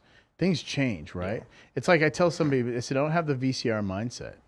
There's people that held on to their VCR forever. Yeah. Betamax. Oh, because Disney's only on VCR, right? Now, like I consulted for a company called Redbox, right? Coinstar Redbox. Oh wow, okay. Remember Redbox? I Yeah, remember they're out that. of Oak Brook Terrace. So that was my client way back when, and I was hiring all the tech guys for Coinstar and Redbox, and it's like I saw somebody the other day walking up to Redbox renting a movie. I'm like, he has a Blu-ray player? Who has a Blu-ray player? Yeah. I stream everything. Right. And then why would you buy a Blu-ray player and just buy a fucking PlayStation? Because you could play Well, some of the PlayStations now don't have. It's all downloaded. Everything's downloadable, right? And so it's like, and so my point is, and this is something I strive for. I tell people this. The worst thing that happens is you get old, you get stuck in your ways. Right. You have to change. And like for me, guys my age don't do crypto. Right. Look at Warren Buffett. I'm not that old, but he's old as dirt, right? But he's like, I'll never do crypto. And now he's that Brazilian bank. Yeah. Right? Yeah. Berkshire Hathaway. And that Brazilian bank that's involved in crypto. Yeah. He's like, I'll just buy the bank. Right? Are you with me? Yeah, no, I'm totally with you. And so that's why I'm hanging around you. I'm like, damn, I got to get on this crypto kick. And then I talk, don't do that. It failed. I go, how's your dollar doing? Right. Well, your dollar's worth shit. Yeah. How's your real estate doing right now? Exactly. Yeah. And so I see the value. How's the 401k doing? Boom. And I see the value. But I don't try to talk to, this is a guy said this. She goes, you can't teach an old dog new tricks. I said, you can't teach a dead dog nothing. I got that from an old mentor of mine, right? Right? Pigs don't know pigs stink, right? The point is like, I don't force the hand. But when you get left in the dust and you're like, how'd you do it? It's like, I get around people that are doing it better than you. Hire people that are smarter than you. So as we're building this relationship, I'm like, I'm a sponge. Like Miguel knows it. Well, I don't know. You're going to lose money. No, he's not losing money. He's making money. He's helping people make money, right? I can teach anybody how to make money in the tech space from recruiting, right? Millions of dollars, but it's not sustainable, right? Yeah, it's the sort of thing. So just I want to answer one thing with Captain Cash right here. Look, I'm really deep in the Hex community, but I'm a person like you do need some diversification a little bit in the crypto space. I'm not just in Hex. I'm in a bunch of these other coins, but I limit it to a certain you don't want to have 1,000. There's this whole thing between diversification and like concentration, right? You want to be you want to be in like a bunch like different. So I'm in sectors basically within the space itself. You know what I'd like to do? Hire a team. Yeah. Hire a team of mine, right? For my company, all they do is watch that space with you, and I'm just investing money. They're like, okay, here's your capital. Yeah. I want you guys to play with this capital because I don't want to do it. Yeah. I don't want to be like you're like a Rain Man. Oh my God! Right. Ray. You don't hit it. I want to hit an 18. Ray, no, he doesn't want to hit. No, I want to hit an 18. There's lots of queens. Right. No. I don't want to be that guy. Right. And you're so smart and intelligent at that. And it's like, dude, this guy's like a walking Intel Pentium chip. Okay, guys, here's your salary. Here's my money. You guys are going to invest and follow his program. And then every week you can check in with me. Right. But this is the whole thing, right? We always want to do everything by the book. Right. Everything's got to be above board, by the book and stuff because our word is our bond, and we worked really hard to have the reputation that we have. Right, which is a good reputation. Now, we can never promise returns. Right. Of course not. There's like this whole that's why I kind of joke around. I'm a soothsayer, or I'm like a Nostradamus, or what does the chicken bones tell me today? But it's like but I think over like 1 or 2 periods, you can more or less tell the angle. You just don't know how high or how low. No, right? And there's always a risk, but those individuals are learning as well because they're involved, right? Right. So it's that sort of thing. It's that sort of thing. So it's like, But I just FYI, I don't take people's money. I don't invest people's money ever. I don't like to do that either. Something like Richard's talked about is like, it's very annoying managing other people's money. Mm. It isn't because it's just the sort of thing. Like now, there's 2 games that people play. People play managing other people's money, and there's a lot of legal loopholes to that. So you have to have everything, all the right stuff, right? And there's the other one, which is you tell people it's this weird one where we don't do it, but there's people that kind of have these groups where buy this, sell this at this point in prices and stuff. And even if you are 100% correct, there's some guy in a different time zone that doesn't see the fucking message at 3 in the fucking morning. Like it could be your 2 p.m. They could be there 3 in the morning, and then they don't sell in time, and they're like, what the fuck? Even with all the right information, you can even everything like I'm selling right now at this time, and they're just not paying attention. And they get this is the whole thing. So it's like that's why we like manage your own stuff. That's why we teach education. You know, it's about like doing it yourself and stuff. We teach you how to fish and stuff. It's not about like we're doing it for you. Right. And then this is why like we create the Citadel, because it's a tribe. We just bring the whole family just is out there on Twitter, YouTube, looking for information, and we bring the information back home to the family, and we see what like. And this is the cool thing, like the Citadel. Like I can't plug the Citadel enough. You know, we almost have 400 soldiers in there. Everyone's always like looking in the market and like, wow, look at this school article. And sometimes I'm like, holy shit, what is this? And like this is really important, because, you know. And my ringer's on. If you call me at 3 in the morning, I'm like, oh shit, he's either out late doing something or the market's changed. The market changed, yeah. And this is why my sleep patterns are getting crazy. You know? Well, I'm up late anyways. Yeah, I go to bed at 2:30 in the morning. Right. So and Captain Crush, yeah, thank you so much. GCC is legit. I'm a very sincere person, working hard to help. Yeah, I'm really trying. It's just I'm trying to help people learn how to do it themselves, but at the same time, also like it's never out of my mind something could disappear. Legitimately, like I think the crypto sector is going to be here for like. I do too, because you know it's that you have to have that foresight in the future, right? Things evolve. Yes. I had this debate with a guy on LinkedIn, right? This recruiter, he's like, oh no. I said, look, I went from faxing resumes. Right? Mm-hmm. When I got my first job in the tech space, I had to hand a paper resume over. Ugh. We weren't even doing email yet. Email was like brand new. We had Sprynet. You'd go to lunch, 14K modem. You start the website, go to lunch, come back, it'd just be finished. I'm not joking. I made a sound that you don't even want to hear what it is. And I don't know if you ever heard the whole modem sound. Right? And then everybody's like, oh, you'll never watch movies on the internet. I said, yeah. I said, it'd be cool if there was a company that did that. YouTube came out, right? Mm-hmm. And then people are like, oh, you're never going to be virtual. You're virtual. People just have a hard time with change. Yeah. They have a hard time. And I said, listen, there's going to be one day when this paper money is going to be gone. Right. No, it'll never happen. Dude, Bros. You are so stuck in the 80s. Like, you know. Let me tell you this right now.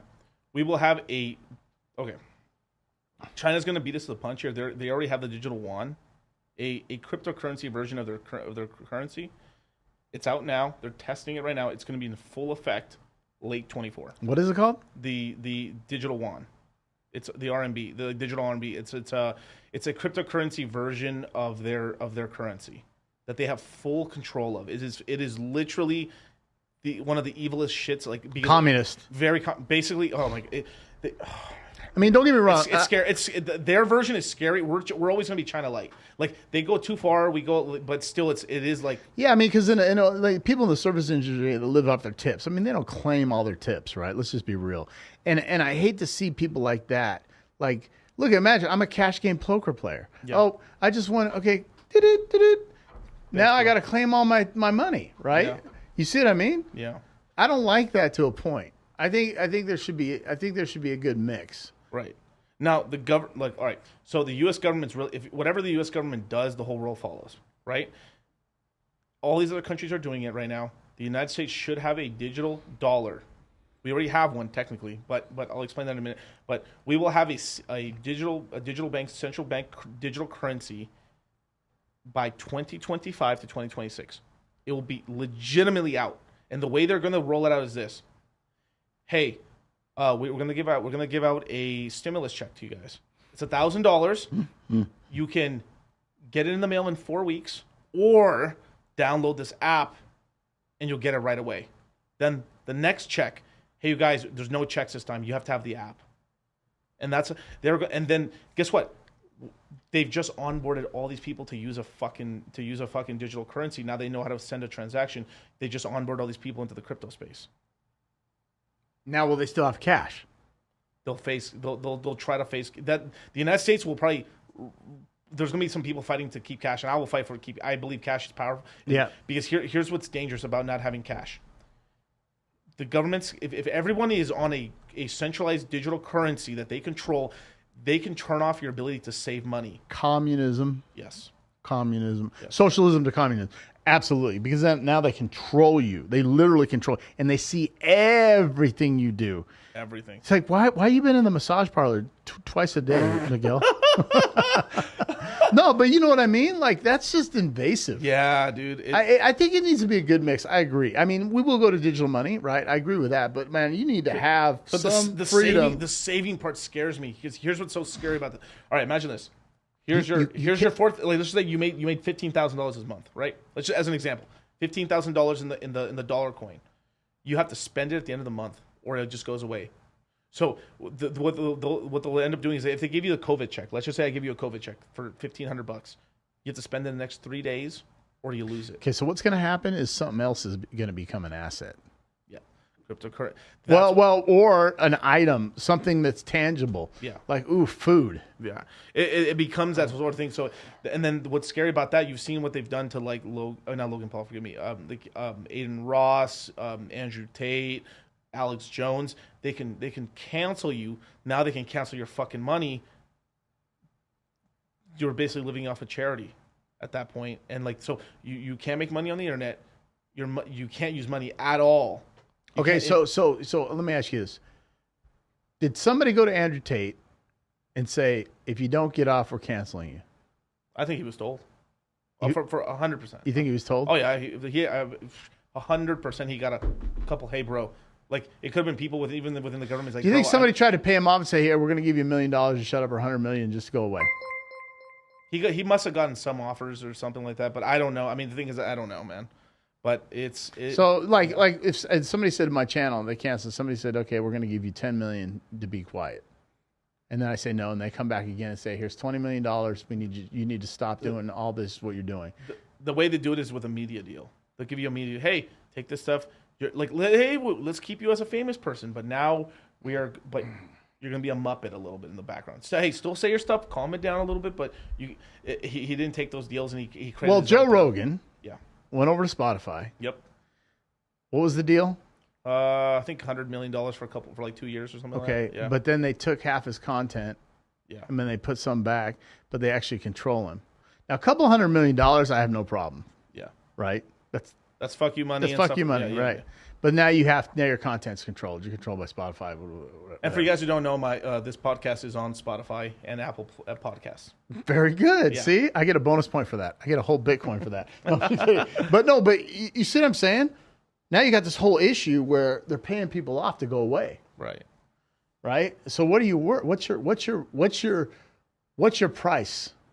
Oh, I don't know. So you're already, you see what I'm saying? Like, yeah. Andrew Tate, we're going to give you $20 million, $50 million. He's like, F you. Because it's not about the money. It's not about the money. He already has the lifestyle. He already has the clout. Because a lot of it's, there's going to be like. Now I had a debate on the way here. I told my son. Yeah.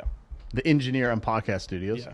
Not this one that's on. This guy's way better than my son right now. Yeah, 100%. 100%. Way worse, actually. Your son's great. No. So I said, if Andrew Tate comes out, when he gets out of jail, if he gets out, which I think he will, the internet and the media channels are going to go crazy. Yeah. Do you think so? Or do you think they're going to hush it up? There is a really good chance he's not going to get out. You don't think he's ever going to get out? No, I hope he does. I'm on dude. I liked Andrew and stuff. I do too. I have friends. that are good friends. And Tristan's got a new child. He's never. You haven't held. seen yeah. Has he seen it? No. Oh my god. No. Yeah. Poor Tristan, man. I think the baby's on 3 months probably now. Oh my god. But like this is bullshit. I mean they're gonna like how did they get Capone? Like they for money laundering or whatever the fuck. They're gonna come up with some bullshit charge and shit. He's like, you didn't pay taxes on this $5 sandwich, and we're gonna put you away. I really hope that I personally don't think he did anything wrong. No. He didn't. But they're gonna get him. They're gonna try if they wanted to get him. They're gonna get him. It's like bullshit. The January 6th insurrection, right? Same deal, right? So if he gets out, is he ghost? I think. Will he disappear in the night? I think he will disappear for a little bit of time. He will disappear to Dubai. And he can't be extradited? No, not from Dubai, no. If he can get to Dubai. But they know that. Yeah. That's why they're not letting, because the minute they let him out, he'll leave, boom, doom, and then bam, they can't get him anymore. He'll just like, oh, because what is Romania going to do? Nothing. Well, it's not Romania that's pulling the strings. No, it's not Romania that's pulling the strings, but he's got protections. I'm guessing there. But I mean, dude, this is like so out of like my pay grade and shit. Like, it's just like, I don't know that whole world. Like, I haven't even been to that side of the planet, but it's just guesstimating of what's going on. That's probably. Well, I might be going to Romania in August. Yeah. I'm just letting you know. Got you. So I just talked today. Check it out. I've always wanted one country I've always wanted to go to over there is I wanted to go to Poland. I've heard Poland is amazing. Poland is amazing. Yeah. Warsaw, it's amazing. Yeah. Got you. Well, let's read these super chats, man. Let's see. Okay, so we've got a $5 super chat. Looks for danger. The IRS will force people to receive tax returns in CBDCs eventually. Yeah, that's true. And yeah, that'll happen right now. Wait, no. What if Trump's trying to get rid of the IRS? Hey, that's not gonna happen. Well, I hope, but we'll see. Dude, that's why you want a Republican president, because them taxes go down, man. Way down. Fucking Biden's trying to get 40% on long-term capital. Can you believe that? Dude, that is not passing, dude. Oh my god, but hurts my brain thinking about that. Herc with the I'm guessing it's like $10 super chat. Passport bros, we up. There you go, man. I got all the connections in Colombia. Let me know. Well, with that, man, where can people find you, man? On my YouTube channel, Black Ice Reality Check is my YouTube channel. And then on Instagram, Black and White Best of Both. And it's N like Nancy, Black and White Best of Both. Perfect. So YouTube's blowing up now. So, yeah. Hey, Red man. Pill. Beautiful, man. And I'm going to be on your channel, I think, sometime next week. Next week. Yeah, let's do next week, right? Yeah. So we're going to be on your channel next week and stuff. First live stream, I think, too, right? Yeah, I did it. I did it to set it up, right? When I had this live, but I wasn't really streaming live. I did it not on yours, but it was a debate. Right. And so he set it up, but we didn't do it, but it's qualified now. So, yeah, it'll be my first live. Hey, congratulations, man. Yeah, so watch me get like one super chat for 20 cents. No, $1. 69 cents super chats. Woo! There you go. No, you'll definitely get some super chats. But, thank you guys for joining me. I will be back on here Saturday at 1 p.m. Pacific Standard Time. I will have I'm waiting on a guest right now to see if yes or no. If not, then we're gonna have a reaction stream. So I'll keep it on the down low for now. But if it's gonna be a big guest, if it is. Oh yeah. It's gonna be a big one. Oh yeah. But I'll catch you guys later. Thank you so much for joining me, and make sure to learn crypto and stuff. That way, the banks, nobody can rug you. You control your own money. You control your own destiny. Boom. Later.